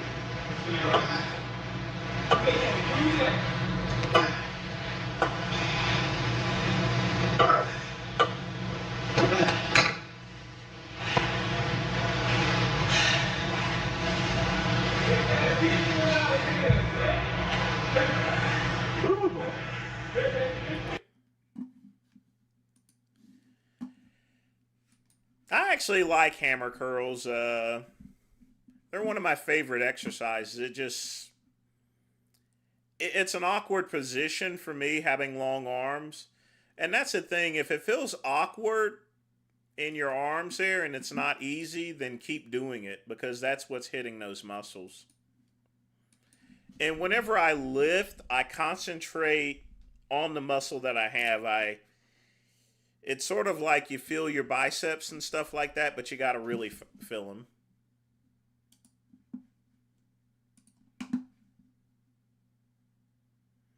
$21.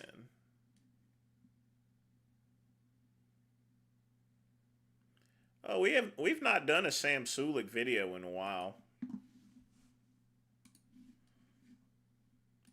Whoa, he's getting kind of lean.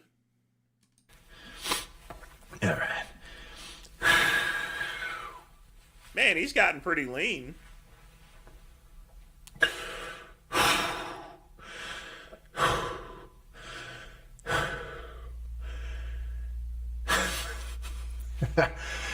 So my torso is no bigger, but the fact that I've got a decently empty stomach makes it seem larger by comparison. You know, you and got he's grown back his perspective hair too. effect going on. Let's see how we're looking at a few of these. Let me turn this guy down just a touch. Yeah, there we go. Holy shit. So if you can't tell, I'm a little bit excited for sure. Yeah, that's what I'm talking about.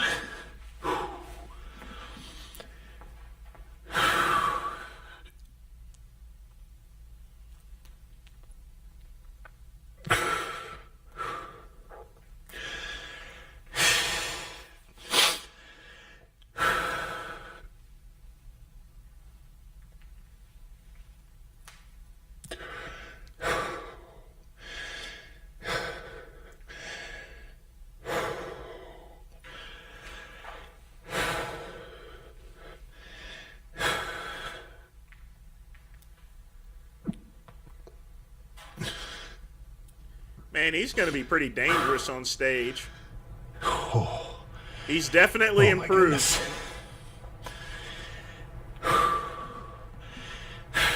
His waist is a lot leaner now than it was before.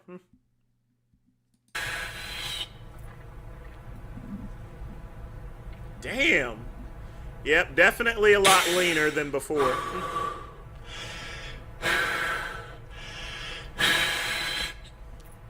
I met Mel one time, but I never really talked to him. I just walked by and said hey to him. There were so many people at the expo, I didn't really have any time. Not only that, I wasn't selling Pinnacle products there, Quick Pump, so I had no business with them.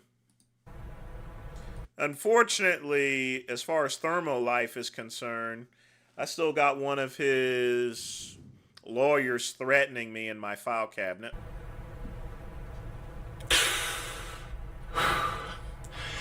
So I can't tell if this mirror is a little like widening. Sometimes they are, but even just like standing, not even hitting any kind of shots, like we have got some stuff going on. That's for sure. Let me try one more of these little Christmas tree shots.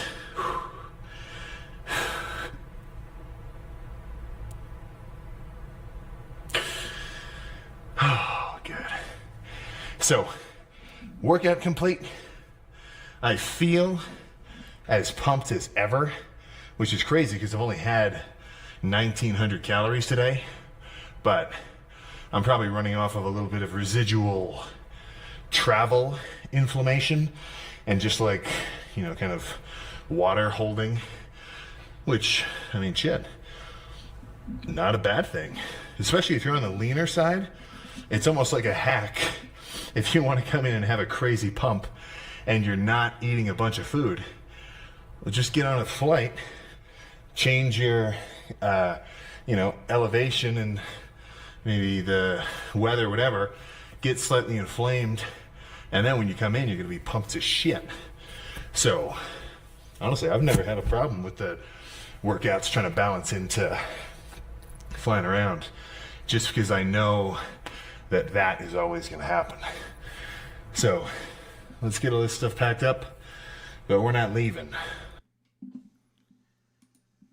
Man, he's definitely improved a lot. Do you remember when they would give away a Cadillac Escalade?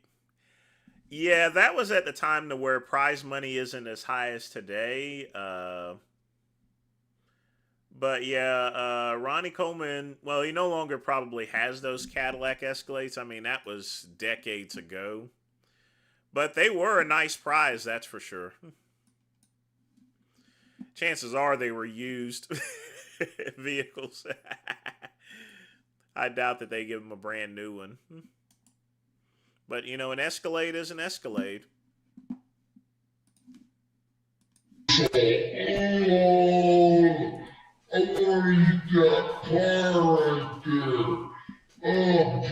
Now, before we start that, I'll be right back. I gotta take a piss.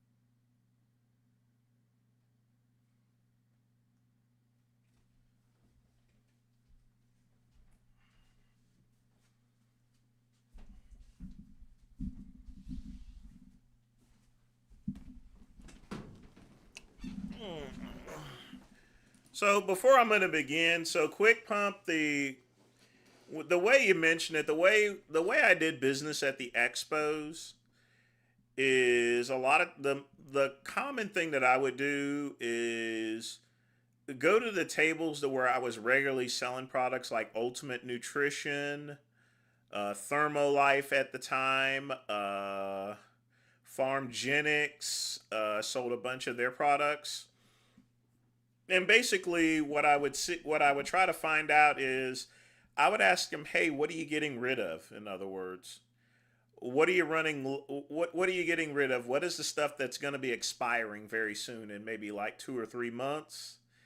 They'd give me a good deal. I tell them, "Okay, ship me a few boxes of such and such here," and I would get it. I would load up my Pontiac Grand Am. That's what I was driving at the time, or as well as my Ford Tempo. Yeah, I had a Ford Tempo. Take it down to the flea market and strip malls and sell it at fire prices. I would also go to, at the time here in Asheville, there was a place called Perigo, and I would get a lot of their expired vitamins. Expired vitamins were really good to sell. I just take them. They would literally, sometimes they would just give them to me for free. Like, here, you can have them. Now, they left a horrible smell in my car, so I had to roll down the windows, because when vitamins are expiring, they give off a certain scent. So I would take them, I would air them out, and then I'd take them to the flea market, put them in a big old box, sell them for $1 a piece.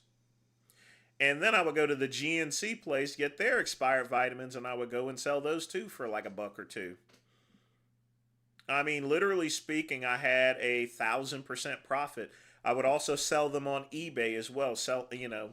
And the key to selling eBay stuff is you jack up the cost of shipping and you make the money off the shipping cost. So let's say I put something on eBay for $1, $6.99 shipping, but then I had stamps.com and it would only cost me maybe $1 or so. And the key reason I use stamps.com is because you could print out your shipping labels, but it wouldn't show the price as far as to how much you paid for them.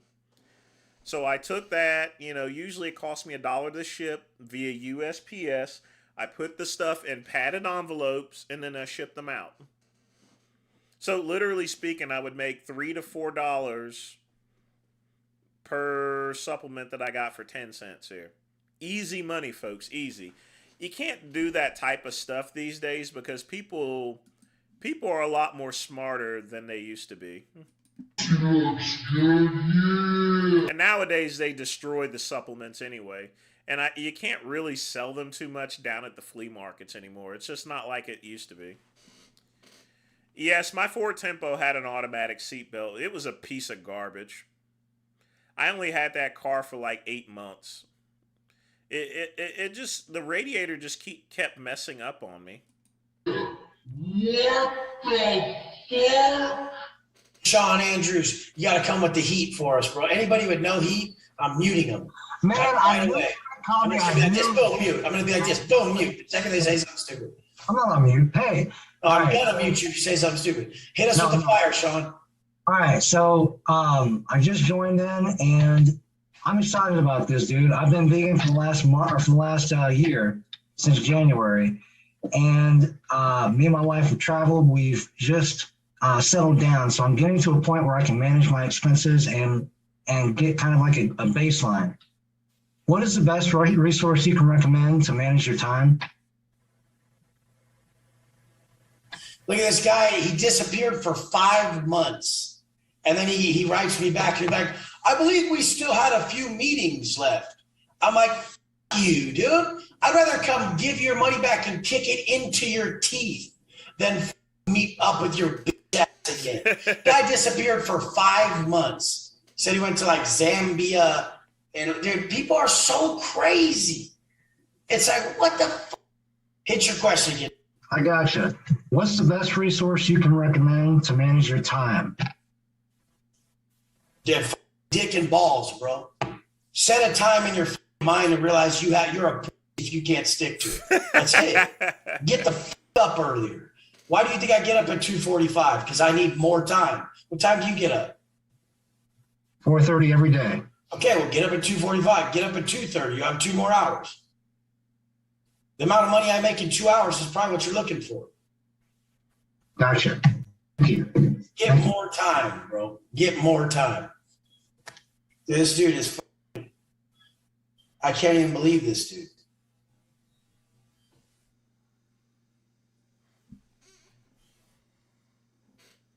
I can't believe people who like think that like they would do that. Like disappear for 5 months and be like, hey, dude, what? What are you going to blow up your coaching all of a sudden with your 2 calls you have left when you haven't even talked to me in 5 months? Oh, yeah, let's get back on and blow it up, motherfucker. You better re-up on the 3-month program or I'll just refund your debt. I won't even do that. You take me to court, you lame weirdo. You need to learn this lesson. Who the fuck would do that when they know you're a committed individual who showed up every day for them? And if they would have messaged you, you would answer back at that moment. Any bitch in here who has something to say to me and doesn't message me to say it, I just want you to know you're a idiot. Like, I'm your coach. You have to ask your coach. I've had people be like, you didn't even message me. No shit. I don't hunt people down to squeeze answers out of them. The f is that? What's your question? Yeah. Oh, of course not. He wouldn't refund him. No, he wouldn't do that. I don't think he's ever refunded anyone. I'm gonna go f this little kid up. He lives in San Diego. Go smack his head off the ground. People are delusional. Jordan, what you got, bro? You better hit me with some good shit, bro. Jordan, you better hit me with some good shit. Yo, what's up, Wes? In my first meeting coming in, the one-on-one, so I wanted to say hi to everybody. So one of the things you said a long time ago, man, like when you were still on the park bench was to do a hard man does what's hard for him, right? And lately, like, I've been struggling with, like, anger, like just being an angry, miserable and I don't want to be that way. So this also ties into the first homie you were talking to. You're asking a guy advice on being angry when he looks and acts constantly angry. Let's see what his answer is. With John, like how to raise your frequency. So I'm obviously at a low frequency because I'm just operating from anger all the time, right? And I don't want to be that way, man. Like, I mean, so yeah, that's kind of where I'm at. Oh, dude, I gotta tell you this too. This is the best part. This kid came to my gym every day for 3 months and worked out with me personally. And I still owe him 2 meetings. What the fuck?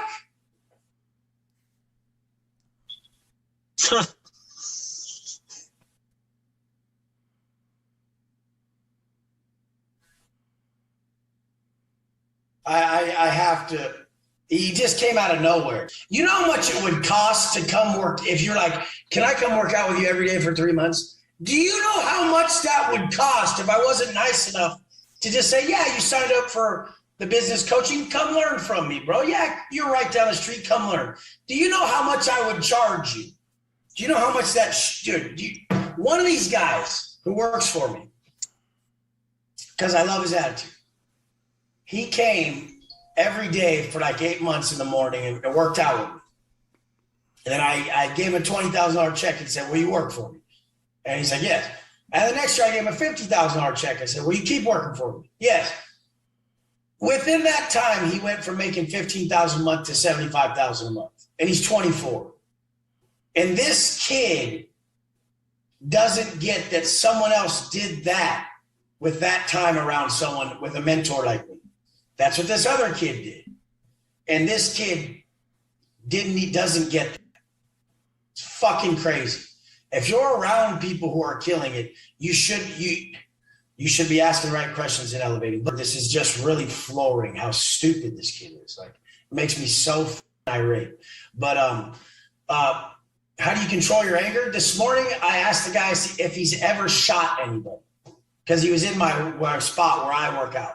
I said, hey, you ever shot anybody, motherfucker? Like, have you ever shot anybody? And he's like, what? No. And I'm like, yeah, why are you using my bench then? And he's just like, go, fuck, West. Oh, I get so pissed off. I'm the most angry person. But how do I control it? I work out until I get through it, bro. Kaizen, Genova wouldn't last 5 minutes with Wes. Wes would probably choke him out. Or try to, at least. My body weight is at 8%. You ought to look at Wes Watson now. He looks pretty pathetic. He looks pretty bad. Angry, bro. Well, he may not have shot anyone, but he did some violent stuff to get himself in prison. Some really crazy stuff. And by like the 3/4 of my workout, my buddy with the good energy, good attitude kid, he's like, he goes, are you through it yet? I'm like, I'm through it. I am. He's like, I can tell you are. I'm like, I'm through it. Yeah. So that's the answer. Oh, look at he hearted. You came and worked out with me personally for months. Ain't that some that Yeah, he's like, oh, yeah, you kind of did do that for me. Yeah, how about that? Dick. I was here on time. I was just breaking the coffee machine because it's such a piece of shit. The little thing you pull out, I was just trying to slide the coffee machine back in place. Like, it's like that's so stupid. It's like, who the made that thing? And nobody's taking notes off here. I've already had people do weird ass shit with the recordings. So don't send your shit to take notes to me. I'm going to deny it every time. Let's see what everybody's got. Why everybody's such a goddamn... Because that's the real problem here. Everyone should be way further along. Everyone should understand more.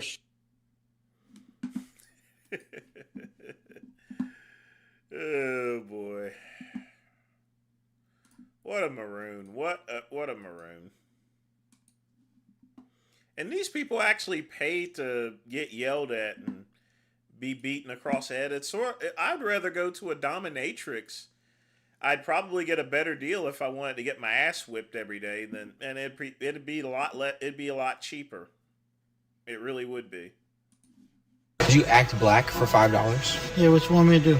Just act black. Would you act black for $5? Would I act black for $5?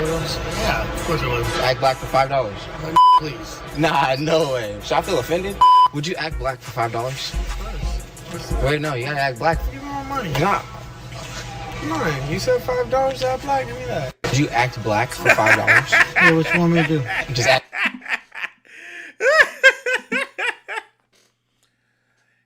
He sells coaching programs, Alonzo, workout programs, really cheap ones, things that you can get literally off the internet. I mean, not even worth it.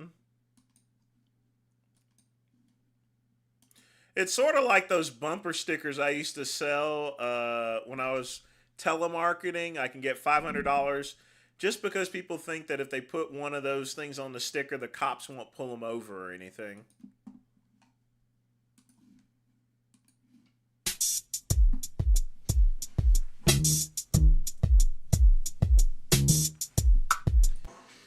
Basically, Wes sells a nothing burger product there. It's a virtual product. It's an ebook, basically. There's no substance behind this coaching programs. It's just words.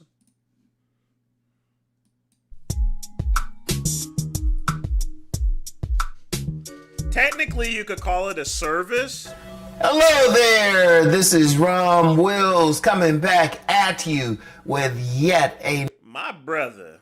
You know, we've not played any ROM stuff. This is a good guy. You guys ought to subscribe to him. Another video. Women want a man who can handle business. And when I say that, and this is something I talked about in my book, Nice Guys and Players, they want a man who can... And he's looking a lot healthier, too, though, ever since he had that, I think he had like a heart attack or something like that. So definitely looking a lot better. Look them in the eye and say, baby, I got this. I don't care how independent these women talk about they are and what they get. And I've talked about this. Whenever they still deal with a man, they still want a man who can take care of everything. They still want that. Like, I mean, and this don't even mean that you necessarily need to provide for them. But if they want to sit back and chill out, like I give you a very normal thing. If they are pregnant, if they pregnant, they want to raise their children. They want that man who's going to take care of it. I'm going to tell you what, I've actually been in that position. When I was married, my wife didn't really work. She really didn't work. I was taking care of everything. And you still got plenty of women out there who want to do that, for all the talk of independent women. But you still got to be that type of man who can take care of that. And when I say business, it don't mean just working. If there's a situation that comes up, a man needs to solve it. Now, people who follow me a long time know I've talked about the house of the man. One of those pillars to the house of the man is the eagle. The eagle sees stuff like way ahead. The eagle, like if you get married, you have that child, you want that child to go to college. The eagle's already thinking, okay, this is how much money we need to save. This is what we're doing. You're not looking back at the woman like thinking about what she going to do. Like when a man is leading, real leadership is seeing ahead, seeing the path to walk. Women, despite everything politically correct, want that man who can do that. Even if they miss independent themselves, because they can always come a point where they will chill out. In fact, I have known several men who would hook up with so-called independent women and then complain because they say she don't want to be independent anymore. And you know, I ain't gonna get into the political correctness of everything, but it still happens. It still happens. Now, whether or not that woman actually does that, whatever. As a man, you need to be able to take care of stuff. You need to be able to get stuff done. If that woman looking towards you to solve a problem, you need to be able to do that. And women are turned on by that, despite what they might say publicly. That man who just gonna say, look, I'm gonna take care of this, I'm gonna handle this business. And even if they like try to argue about it, say, no, look, I got this, all right, I got this. They gonna be like, ooh, taking off their panties, talking about, oh, I won't be needing these. And it just is. Forget the political stuff or somebody trying to say something or somebody having some agenda. It's just nature. It's just nature. Men were the hunters. Men were the hunters. Men were the ones who went out and did stuff. Now, only thing the woman is asking is just respect what she do. And she got her own job. But there's still plenty of stuff to do. Like a man, when he's a protector, he is physically protecting her. I remember one time I was doing one of my vending shows. And people who follow my Money Matters channel know I've done a lot of vending. I was at a vending place and it was an old school husband and wife there. And she was setting up her stuff, he was setting up his stuff, and there were some young guys cursing around his wife. He checked them, and the young guys even apologized to him. He handled that business. He protected her, but you could tell he was still running things. That's how you gotta be. That's how you gotta be. But see, the problem is you got too many men out here. Yeah, they want that fine woman. Yeah, usually they want that dime or something like that. But then the type don't want to handle business, want to blame everybody else. Don't want to like take charge. Don't want to like come up with that plan. And that's true. I mean, despite all of the woke movements and stuff like that, women still want to get taken care of by men. then they still expect it's just instinctive behavior. They're going to get like supermodel of the world. Come on now. And really, I'm going to tell you what. Forget even the woman. A man should really want to handle his business for his own edification, for himself. Because whether you got a woman, a family, a roster, whatever the case, your main relationship is still with yourself. Like I'm known for talking about you can get sex without spending a bunch of money. But, and then, you know, there's always some Bama going to come on there and say, are you saying be broke? I say no. I've said 1,000 times, every man should be making money for his own edification, for himself. Because he wants to sleep in that nice home. He wants to have that nice car if he needs it. He needs to lay his head somewhere. He needs to take care of his own business. And really, you got to have that attitude about taking care of business. More than anything else, the main relationship that you're supporting is the relationship with yourself. You know, you want to be able to eat well. You want to be able to take care of your own stuff. You don't want to be leaning on anyone for it. I don't care what the situation is. If you are an adult male, you need to be handling your own stuff. You need to take care of it. You need to say, look, I got this. If you need to get a job, extra job, or if you got a plan, boom, go ahead and do it. In fact, I talk about all of this on my Sovereign Man thing, and there's no secret to it. I remember a young man hit me up and said, is there something you ain't telling people? No, I'm telling you everything. And part of being a sovereign man is just taking care of yourself. But then that's going to turn on a woman, even if she don't say anything.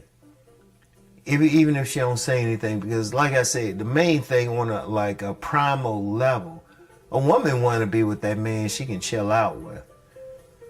No matter how independent she is, whatever. She wants to be able to chill out. That's just a woman's nature. Especially for some of the fellas out there who want to have a family. A woman might want to spend time with their family. When I was still married and my wife didn't work, she did not work. And she was with a group of women. She was in an organization of women who didn't work either. The men took care of it. These women didn't have to do anything. I want y'all to think about that. And women want that. And this is a large organization. I ain't going to call their name. But this was a large organization. And I met plenty of women that were in it. They wanted a man who was going to take care of stuff. They were going crazy as over the man who was handling the business. All right? They still out there. I know some guys don't think they are. Well, you need to get out more. But I want you to think about that, all right? Handle your business. Handle your business. And there's more than money, just take care of what you got to take care of. And if for nothing else, just do it for yourself. But there will be some women who are checking you out for that, all right? So anyway, that's all I have for right now. You know, I get back with y'all. Peace and blessings. It's really good advice here. Really good advice. Yeah, like I said, despite the woke movement, it's just what women wants, you know?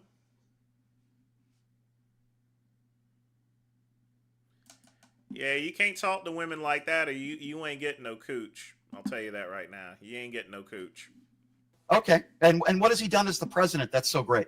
Well, where do you want to start with? I think he's done really well in the economy. I think the tariffs, I think the way he's handled the tariffs, his global So let's see how he does against someone who actually does commentate.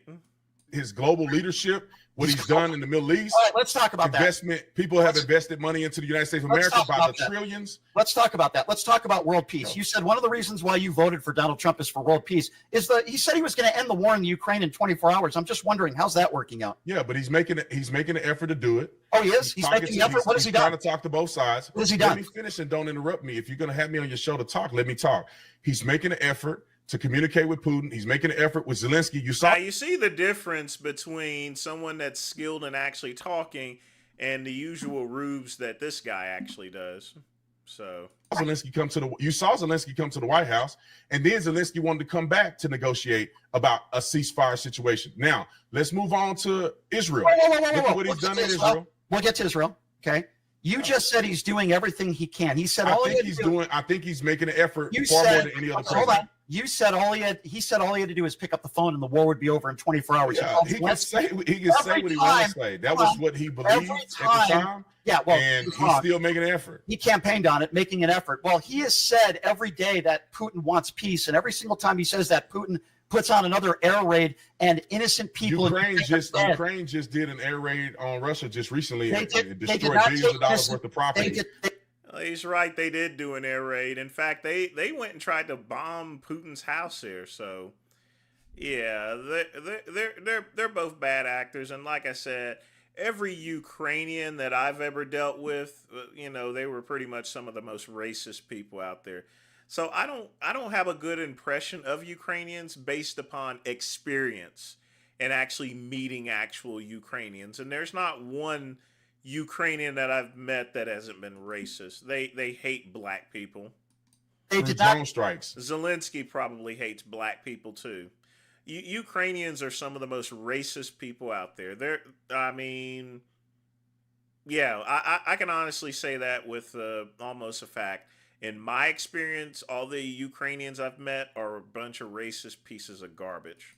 They did not. It's mutual combat. No, it's not. What is your point, man? Donald Trump got elected for a reason. Donald Trump is doing well with tariffs and the economy. He's doing well with the border. He's doing all the things he said he was going to do. Okay. Yeah. Really? He is? Did he end the war in 24 hours? Did he end the war? Did he end the war? Did he not close the border? I'm asking you a question. He ran on a couple things, and let's go back to 2016. We're going to hire a special prosecutor. No, let's go with what he ran on for 2025. Sure. I'll end the war in 24 hours. I'll end the war in 24 hours. He said he did say that. It didn't work out that way. So what? Okay. So what? Okay. So if he promises something and it doesn't work out. 4 years. He's got 4 years to fulfill his promises. Stay 4 years. He ran on I would end the war in 24 hours. That's fine. If he doesn't do 100% of everything he said he was going to do, is that the end of the world? No. Okay. So he ran on. I'm a reasonable person. You're irrational. Oh, how am I irrational? How am I irrational? Because I understand that Donald Trump is going to do all he can to better the country. There are things that are going to happen. There's things. You see the difference now, between someone that's used to speaking and the usual rubes there. Now he actually has some actual person that he can actually debate with there that can handle himself. Things that are not going to happen. I think he's made a concerted effort to do those things, shutting the border down, working with terrorists to get us better negotiations. We've had over 60 countries go back to the, listen to me. We had over 60 countries. Listen, we had over 60 countries come to the negotiation table. Our negotiation with tariffs with China, he had a tariffs were up at an astronomical number. They are now meeting the negotiate tariff negotiations. How many negotiations have been made? He said 90 deals in 90 days. Can you please tell me, Brandon, how many deals have been made since you want to talk about this? I was supposed to be on the call today to talk about some of that stuff. Okay, well, convenient. You don't know. The answer is 0. He hasn't made any negotiations. Well, that doesn't mean he won't. What are you whining about? But he said 90 deals in 90 days. He's trying. Listen. The difference between you and somebody that, in my opinion, is a high achiever is somebody that's their goal is to accomplish goals that are here. If he falls short from some of the goals in his effort to do it, I understand that. That's reasonable. Reasonable that he says 90 deals in 90 days, and a couple months into this, he's pursuing 90 deals in 90 days. How's that work out? If you've ever structured deals or did negotiations, they don't always pan out the way you want them to. Oh, so it hasn't panned out the way he promised they would. Okay, we finally admit. Well, 90 deals in 90 days. Not everything works out the way things are supposed to. That's the truth. A lot of people are going to make New Year's resolution. They're going to lose weight. Usually that just doesn't happen. If he was Jesus Christ of Nazareth, then I would say everything he said would work out perfectly. Then why is he making the effort to do it? The answer is yes. Does he have a plan of action? The answer is yes. He has the plan. What's the plan of action with China? Since Xi doesn't even want to. I'm not in the negotiating room, but they did go to negotiate, didn't they? They had a negotiation, didn't they? How's that going on? How are those negotiations? I'm not there. Neither are you. We're not there. Did they go to the table to negotiate? So how do you know the negotiations? Did China agreed to negotiate with Donald Trump on tariffs? President Xi has not spoken to Trump. So how would you say the negotiations are going well when you don't know how those negotiations are going? I never said that specific negotiations are going well. You asked me the totality of his tariff negotiations. To have people renegotiate and come to the table over 60 countries or so, I think that's a positive. Him going to the table to communicate with the Chinese about tariffs President is positive. President Xi has not gone to the table with him, and You can Donald say Trump whatever you want to say. No, it's not me. It's the Chinese government. What is the tariffs? What were the tariffs against the United States of America? It's not my fault that Taco Trump and they reduced it down. Yeah, They Donald reduced Trump the did. tariff. Donald Trump did because he's a chicken. And That's why China he did loves too. Taco. And China reduced the tariff. Taco. And the American China. You see how he's getting smoked there. He's up there going nuts, and look how calm he is. I mean, look how the rabbi's being calm. You see, that's what happens when you're actually going up against someone who actually is used to someone like this here. You know, he's not crumbling. He's just up there chilling and saying what he needs to say. Reduce the tariff. And the American consumers China reduced the tariff because of it. All right, well, listen. China reduced the tariffs. I buy things that are foreign too, and I know that the tariffs are reduced. Okay, last thing I want to bring up, Brandon, and I appreciate your time. Last thing I wanted to bring up, you tweeted out about the liberal media panicking when the South African president was invited to the office. You talked about this video that Donald Trump showed. It has since been debunked, this burial site, which was not a burial site. It turns out they were just cross symbols for 2 people that lost their lives. There was no genocide. Why is your tweet still up there, and why don't you retract that and admit that Donald Trump lied? No, here's the thing. Donald Trump did not make the video. Donald Trump misinterpreted what he saw in one portion of the video. The speeches that came from the activists in South Africa, that was what was wrong with that. He said the things he said. The murder to power, or whatever he was saying about killing the farmer. No genocide. It's been proven. Listen. This is the thing that I think you misconstrue. You want to hate Trump so bad you can't even listen to anything that's being said. Oh no, I'm listening. I'm wise enough to say that I saw that video a long time ago. I remember when they set up on the side of the road to do that, and they set up those crosses. I remember that happening. I remember the guy who did a rally in front of millions of people saying "kill the farmer" and all these other things. There are actual farmers who are there that are saying that there's a genocide that's occurring against them. The president of South Africa, brought people there who said that they know people who have been killed. People who have been killed in this effort and for Africans to take the land back. Do you not understand the difference between some people being killed and a genocide? Do you not understand? Hey, you can argue what you want. There are people in South Africa that are saying that some people, just like some people, this is happening. Some people, just like some people that are saying Donald Trump won the 2020 election. You can say what you want. There's no specific number to classify anything as a genocide there. There's not a set number for a genocide, you know. So he is right there. If farmers are saying that there's a genocide there, I mean, and there's a lot of people being killed, then yeah, you can't put a definition on genocide. There's people being killed. I want to say people are saying it.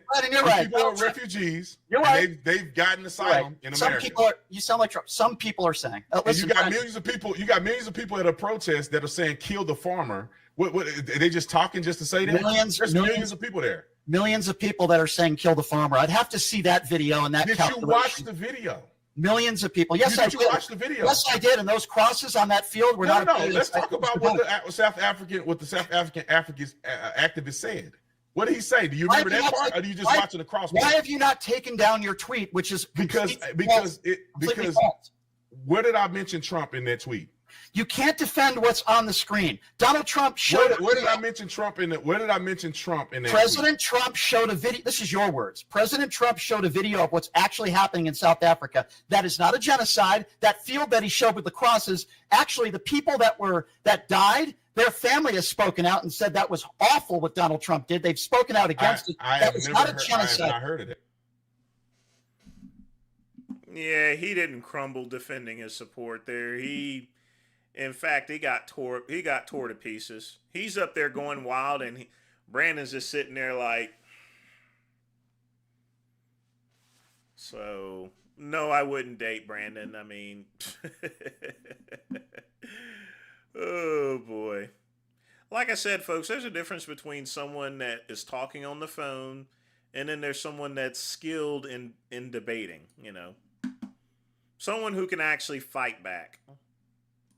If he brought me on the show, I would destroy him too.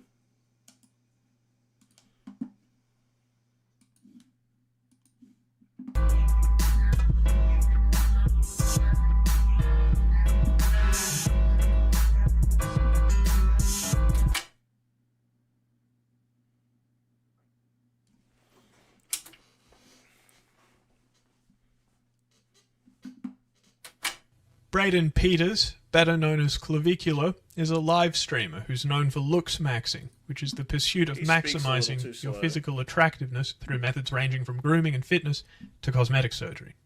While that is a fascinating topic for another day, Clavicular is currently making headlines for a much darker reason. Recently, he appears to have run someone over in his Cybertruck. In Chapter 2 of This is a mousy-looking guy. Look like a rat. this video, I'll go over the facts, such as they are. Chapter 3 will then discuss potential charges Clavicular could face, ranging from aggravated battery to premeditated murder. Chapter 4 will contemplate whether his claims of self-defense hold any water, and Chapter 5 concludes. At least he's organized. First, a necessary disclaimer. The facts surrounding this incident are still developing. We can't rule out, for instance, the possibility that this was a staged stunt. However, the footage currently appears to be real.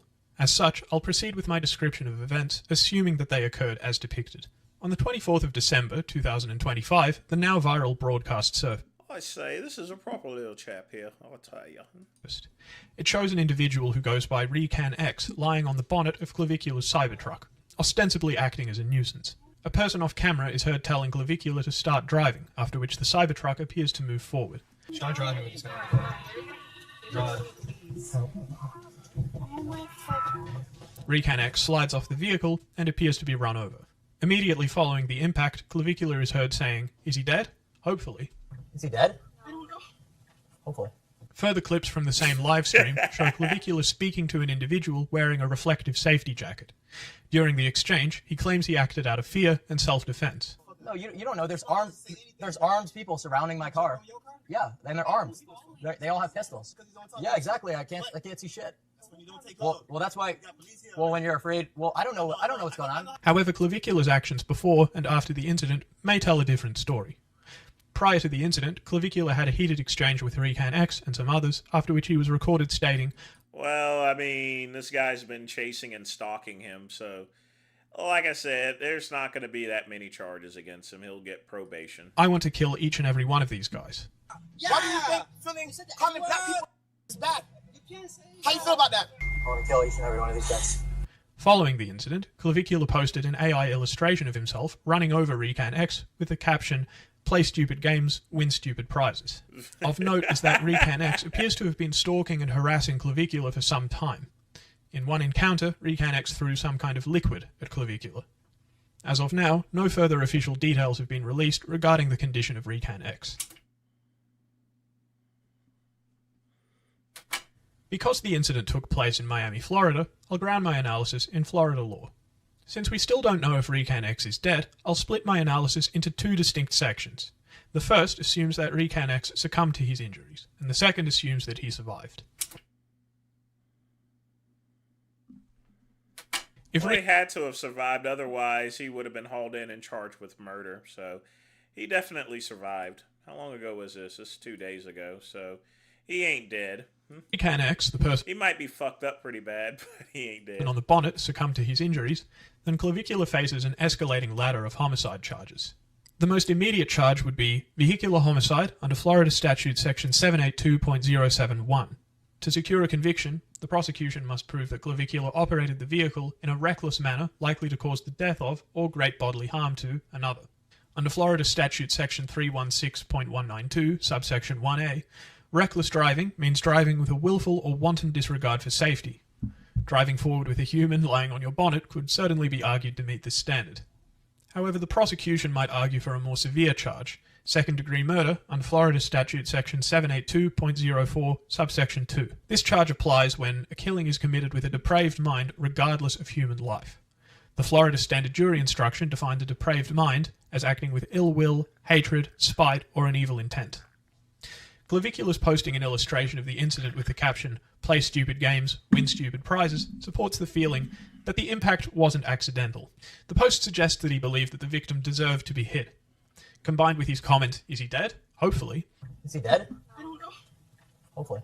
The evidence seems to suggest malice and ill will, fitting the textbook definition of a depraved mind. The investigation could also escalate to first-degree murder, which under Florida law requires a premeditated design to effect Oh, get the hell out of here. It ain't gonna be no first-degree murder. The decision must be present in the mind at the time of the killing, and that the time was long enough to allow reflection by the defendant. stating a specific desire to kill the group, and then using a deadly weapon to run. Past this. He ain't dead. He's just fucked up pretty bad. No prosecutor, given the fact that he's been harassing him, showing up at his door and everything, no prosecutor is going to take that to a jury. I mean, they'll give him probation or something.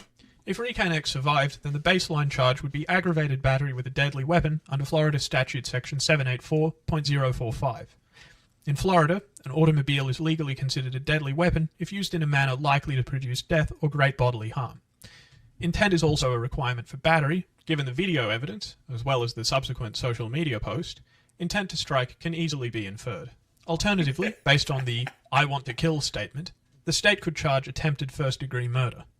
The prosecution would argue that Clavicula took a substantial step toward committing murder by driving over Recan X, driven by his previously voiced intent to kill. However, even if a jury isn't convinced that Clavicula planned the attack, they could still convict him of attempted second-degree murder. This applies if they believe he didn't necessarily plan the attack beforehand, but acted with a depraved mind in the moment, which might be evidenced by his comment immediately after the impact, "Is he dead? Hopefully." Clavicula's legal team would likely rely on self-defense. Florida's Stand Your Ground law, under Florida Statute Section 776.012, allows deadly force if a person reasonably believes it's necessary to prevent imminent harm or great bodily harm. Further, Florida Statute Section 776.013 subsection 2a provides a presumption of fear if someone is forcefully and unlawfully entering an occupied vehicle. Regarding the vehicle presumption, the footage shows Recan X lying on the bonnet, not forcefully entering the cabin. Being a nuisance on a bonnet is legally distinct from carjacking. Since Recan X wasn't breaking the glass or trying to open a door, the automatic presumption of fear likely doesn't apply. This leaves Clavicula with the burden of proving that his fear was objectively reasonable under the general Stand Your Ground law. Despite Clavicula's recounting of events, the video shows no visible firearms and nobody surrounding his car. A jury looking strictly at the footage might conclude that running over a pedestrian was a disproportionate response to a non-lethal, albeit very annoying obstruction. Critically, a reasonable person in Clavicula's position would seem to have had safer alternatives. If he truly felt threatened, then he could have locked the doors and called 911. Even if he felt the need to move, he could have inched the vehicle forward slowly to displace the person on the hood. Instead, the video appears to show rapid acceleration. A jury might view this escalation, choosing to run someone over rather than call for help or drive cautiously, as disproportionate and unnecessary, which would be fatal to a self-defense claim. The defense might attempt to use the alleged stalking history to justify Clavicula's fear, arguing that Recan X was a persistent threat. However, even if Recan X had harassed Clavicula for months, his prior conduct was seemingly limited to nuisance acts, and never escalated to... Well, that right there is assault, so... Plus, showing upside out his door, threatening him, that's... I'll explain this lethal later. Violence or any threats thereof. Further, the video doesn't show a man cornering his target. A jury is unlikely to accept that a history of petty harassment justifies the sudden escalation to deadly vehicular force. The prosecution may also flip any history of stalking to argue motive. The prosecution will claim that Clavicula wasn't afraid of the stalker, but tired of him, with his statement, "I want to kill each and every one of these guys," corroborating this. The defense would undoubtedly call this statement mere hyperbole, but it's difficult to argue that a threat was empty when the threat maker immediately proceeds to fulfill it. The prosecution will argue that Clavicula didn't drive forward to escape a threat, but rather to end a feud. The stupid prizes post would seem to reinforce this view. It suggests that the running over was a punishment for the stalking, not a desperate survival tactic. Regardless of any potential stalking history, the hopefully comment remains the defense's biggest hurdle. Is he dead? I don't know. Hopefully. Self-defense is legally predicated on the necessity of survival, not the desire to harm. A prosecutor will argue that even if you're being stalked, you're not allowed to kill your stalker and then joke about it. If Recan X succumbed to his wounds, then Clavicula faces charges ranging from vehicular homicide to first-degree murder. If Recan X survived, then Clavicula faces aggravated battery or attempted murder. While Clavicula will argue self-defense based on a history of stalking and the claim of being surrounded by armed You don't know exactly what he's going to argue. individuals, his own words and actions are his worst enemy.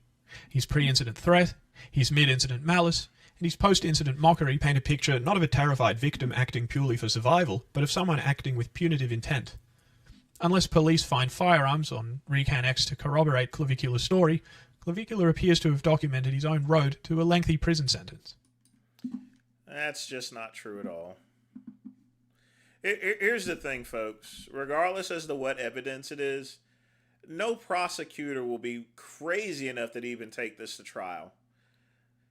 The defense, I mean, itself there, you know, this guy is not going to be favorable in front of a jury. And this Recon X is going to have to testify, and that defense attorney will tear him to pieces. So what's going to happen? Just the deal is going to be cut. He's going to get probation. He may have to pay a fine. He'll pay the other guy something or so forth. And that'll be the end of it.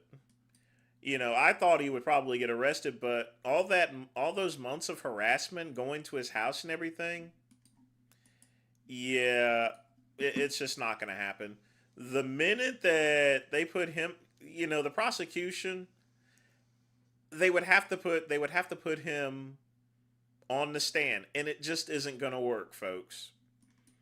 Prosecution is not going to risk that. The case is basically a dead duck, in my opinion. Hey, the only cat in the city under 250 hitting the 200s with no elbow spot, no reps. But for you, weigh about 300. Yeah, here we go.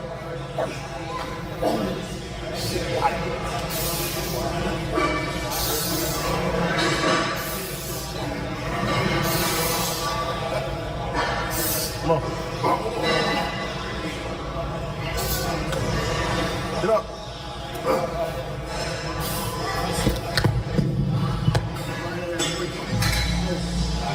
That's freaking insane.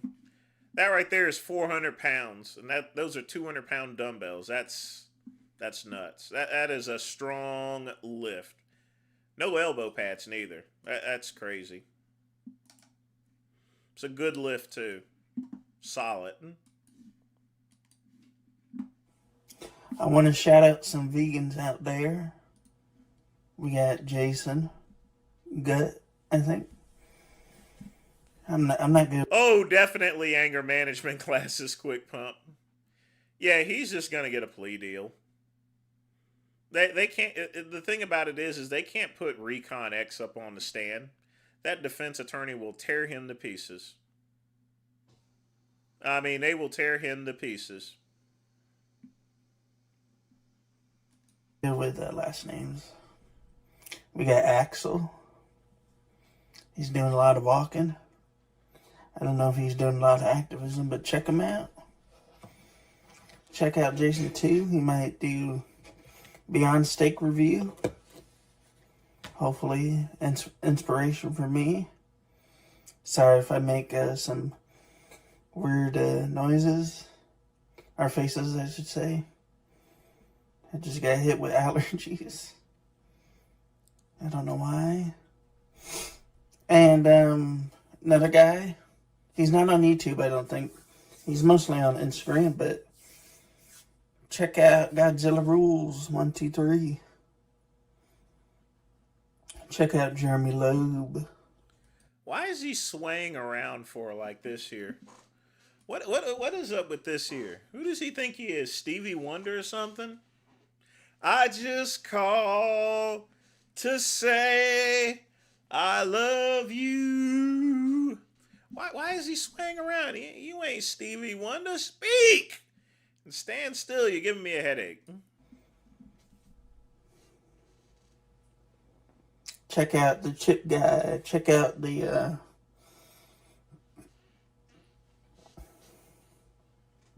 those vegan guys. Check out Cheap Lazy Vegan. Check out Lifting Vegan Logic. Check out That Vegan Teacher. Finally got me a haircut. But I thought I wear this, man. Hopefully you try a vegan item today. And who knows, 2026 you might become a vegan. Or plant-based, because veganism is welfare for the animals, no health reasons. Man, fuck the animals. Just. Well, maybe not fuck them, eat them. You don't want to kill a sentient being. Animals are not sentient beings. So shout out all. Even if they were YouTubers, I just being a sentient being does not disqualify and then we got some you people from who being don't eaten. do content, but need shout outs. Ooh, before I forget, shout out Gig. Shout out The Wandering Mason. Louis Vanderhyde. Versified. Joe Linton. Everybody. May 2026 be the year of the vegans. Anyway, peace. I love you guys. I'm going to do some interviews on this channel and maybe do panels. I'm not very good at debates. So I might disguise it as... He's been spending so much time with my cousin there, it's just rotted his brain. Conversations or interviews. I already asked Vegan Games if he wants me to interview him when I feel up to it. And he said I could. Shout out to Chris. I don't know if he's on this channel. God damn it, will you quit swaying your head? You're giving me a headache. It's so good. Eating. And then while you're eating, you flash back to when you had to kill it. Well, you don't actually kill the animal, but you kill animals to eat. I eat my burrito and I'm thinking, I didn't have to kill nobody for this. The only thing I had to kill was my wallet.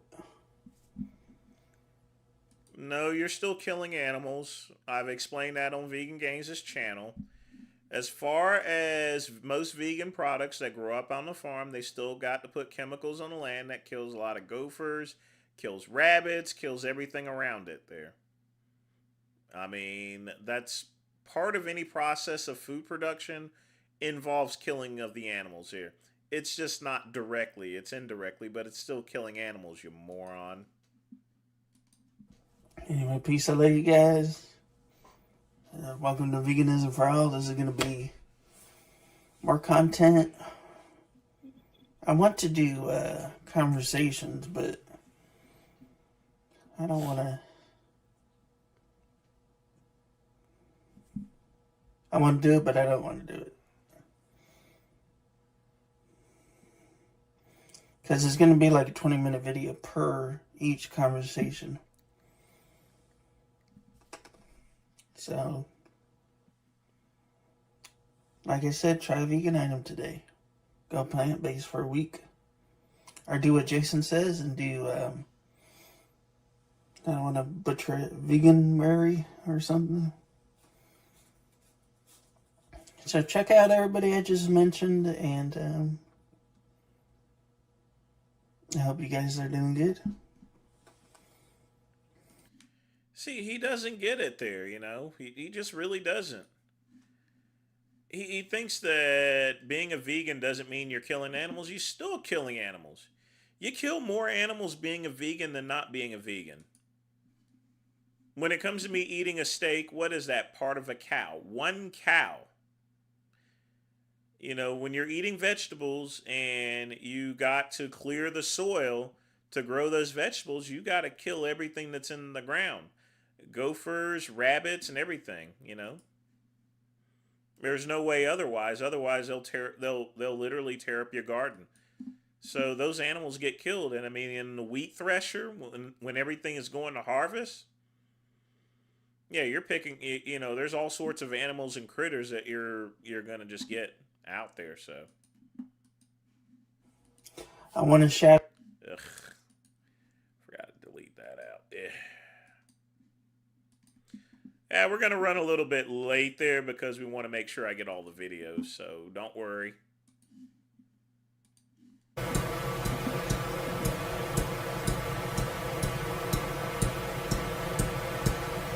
This This has got to be an old video because he looks a lot better now than he did before.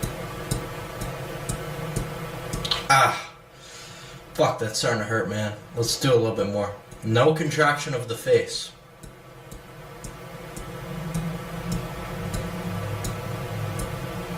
I know it hurts, but that means it's working. That's the only indication. You have to push past the pain. Look at me. I've been bone smashing for about 2 years, and I have gotten improvements. I used to have flat zygotes pretty much, but bone smash for about 2 years from this point, pretty much every day consistently, and now I'm got some tissue.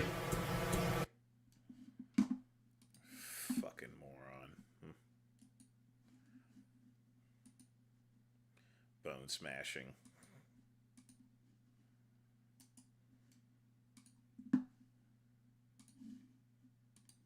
Now, I started training when I was 15 years old. I trained naturally. I didn't actually start taking steroids until I was 27. I didn't actually even realize that steroids were a thing in bodybuilding. Believe it or not, in the early 80s, no one talked about it. None of the magazines talked about it. And then I joined the gym. I already had 20-inch arms. I was a big guy, 15 and a half, 16 stone. The owner of the gym said to me, "What do you want?" I said to him, "I'm not on anything." I suggested a course. I told him what my goals were, and that's the reason why I took the drugs. And I tell you what happened. I drove all the way to Warrington, up north, and bought 200 Dynamo. Brought it home, and I sat on it for 6 months because I was afraid to take it. That's how scared I was of those drugs, because I read all the side effects in the medical books and I knew how they affected you, especially prolonged use. Now, you go to every gym and see every little fucker taking steroids. You look at them and think, dude, you don't even look like you train. Why is that? I tell you what those drugs do to you. They shrink your balls, sex drive is low, you get a floppy disk. If you look good and you can't get a fucking erection, then what's the point? They make you moody. Now, your partners are having to put up your family. My family went through hell. I'm surprised my kids talk to me. I'm surprised. Now, I started... Well, that's Deanable for you. There's a lot of other drugs that won't make your dick limp. Oh, man. Are we close in? What's up, guys? Androgenic here, and your quality of life's probably just improved because I have a new camera set up now, and it looks pretty fucking cool, in my opinion at least. Anyway, what I want to get into now today is... Who is this guy? What is the best way to actually change your facial bones? And why the fuck is bone smashing so good? And why is it not a meme? So, first off, because if you continue to do it on a daily basis, filler would, I suppose, I had nothing better to do myself, and I term pump, do it in your bed, I was able to achieve that just like that. I don't see any bone smashing. And honestly, I'm getting tired of this look smashing shit, and he looks ugly as fuck anyway. So, alright, I'm gonna skip that one. I've had enough of clavicular type content for today. But we got plenty of more gigs here, so... It's the new Fitch waterbed. They're real. Of course. Comfort that moves with you without ever letting go. Yeah, waterbeds were the rage back in the 70s and 80s. I know my cousin Tracy, she had a waterbed. And the thing about those waterbeds is they were kind of comfortable once you got used to it. I did pound a guy back in like 98 on a waterbed. It's kind of weird, but the problem is that those things spring a leak. And once they flood your bedroom, oh my God. That's why they went out of style, is because of stuff like that. They weren't that durable. Nope. And smashing a guy on a waterbed is pretty hard. Why sleep on something that refuses to move with you? This isn't just comfort. It's understanding. I'm glad you could probably still buy a waterbed, but folks, don't get one.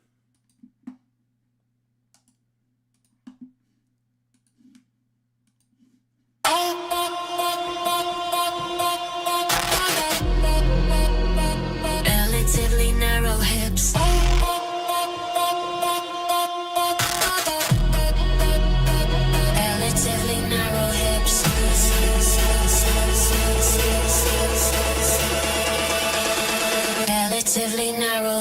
Relatively narrow hips.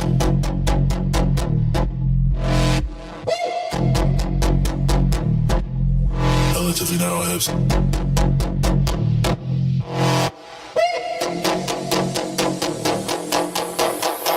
Compliments in public. Relatively narrow hips. Relatively narrow hips.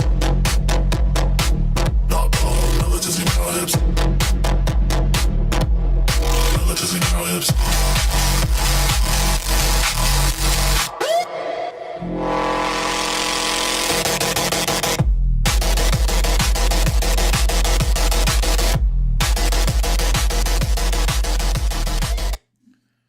Oh boy.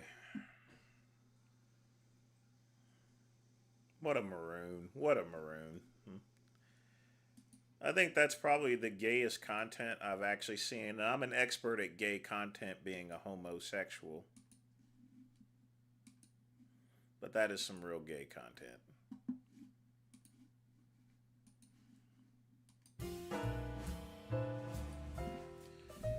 All right, folks, that's all the content for today. 10 minutes left. Get your questions and or donations in.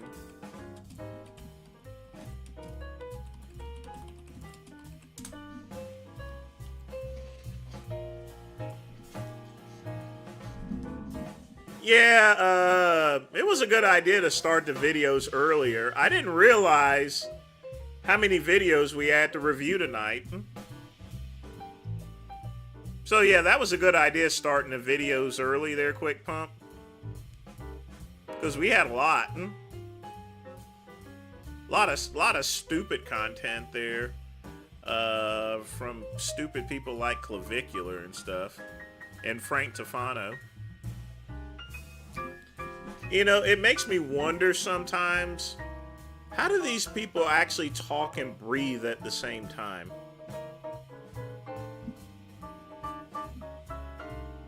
Seriously, how do they do that?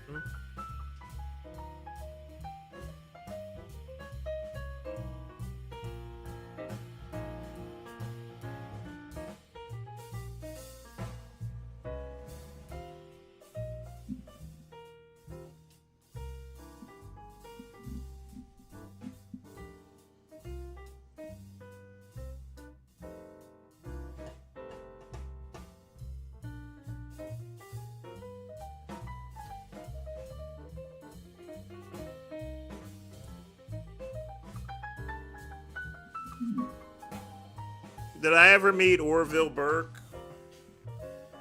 I never went and talked to him, but I saw him. Very wide guy. Very tall. Shame what happened to him and everything, but I never went up and talked to him.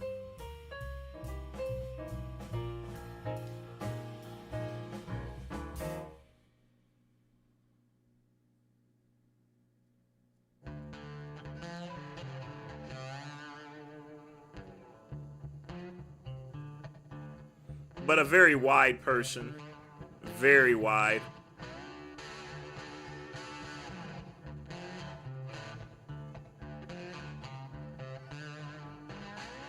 But you know what? He's nowhere to be found. I've not heard his name.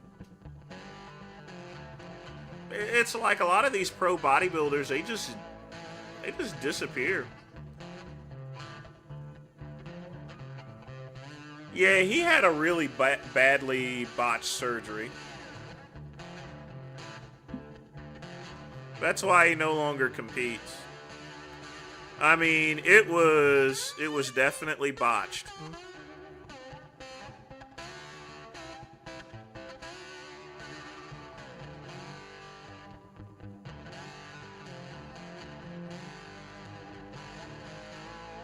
Otherwise, he would have competed for another couple of years. I mean, he was a big guy, but, you know, IFBB Pro, all of them are big guys. Marcus Rule, oh, God. And Nasser, huge.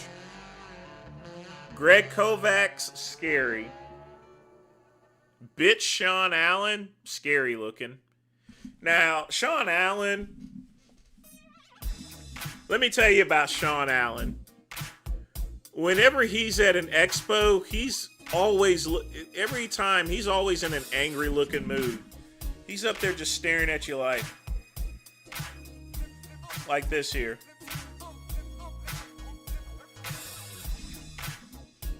But one person, I'll tell you right now, one person that Sean Allen hates more than anyone else is Sean Ray.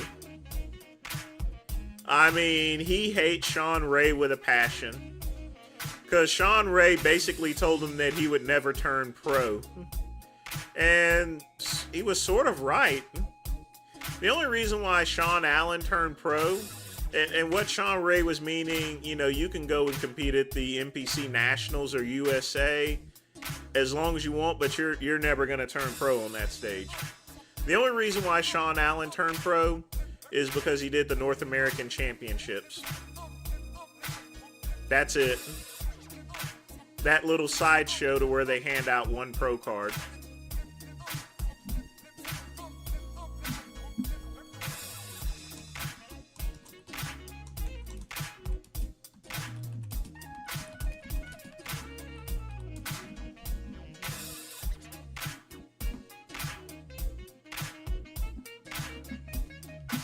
Yeah, so according to this here's muscle memory, which is no longer maintained.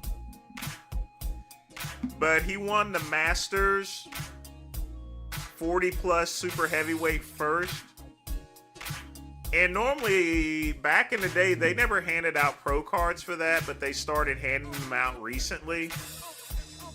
So that's how he got his pro card. But look at all his pro finishes. Did not place in the Super Show. 10th place, practically almost last place in the New York Pro, and of course last place in 15th. You basically got 15th place. Let me show you. You got 15th place if you didn't make the top 15. So there's 14, and then you look at all 15. Boom, boom, boom, boom, boom, boom, boom. So he finished last. They didn't even bother rating him. Then he does the Pittsburgh Pro Masters, and then that's a wrap.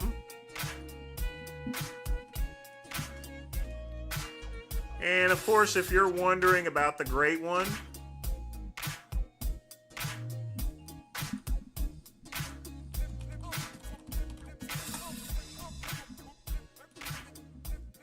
I am still in it.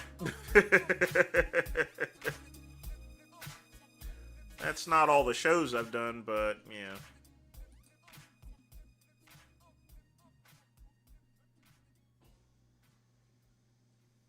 Yeah.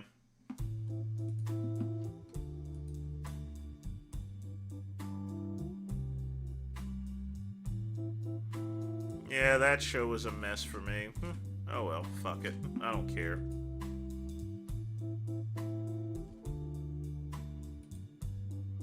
I lasted longer than most of those people, and I made more money anyway. And folks, that's all that matters. Money.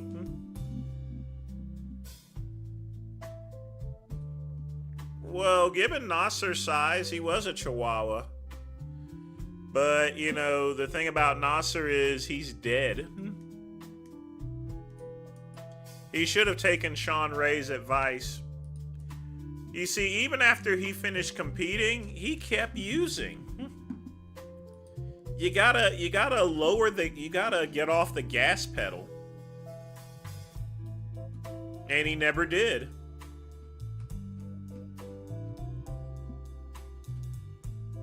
I mean, his last competition was 2005, and he was still juicing for the next, even though he wasn't competing.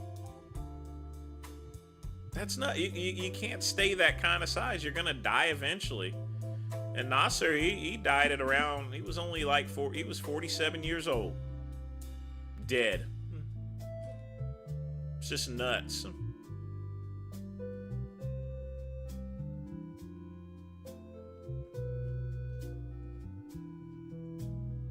The only thing left is a couple of DVDs and everything, and that's it.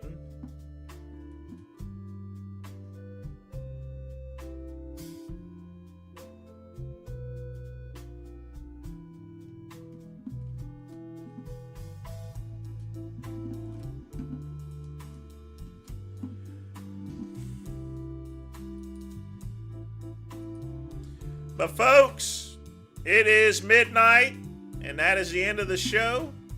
I want to thank my man Lamar. I want to thank Quick Pump. I want to thank Matty Matt. I want to thank Pugman. I want to thank everybody that has contributed. Tune in tomorrow for Saturday's Soul live stream. Quick Pump, everyone was using synthol. Everyone.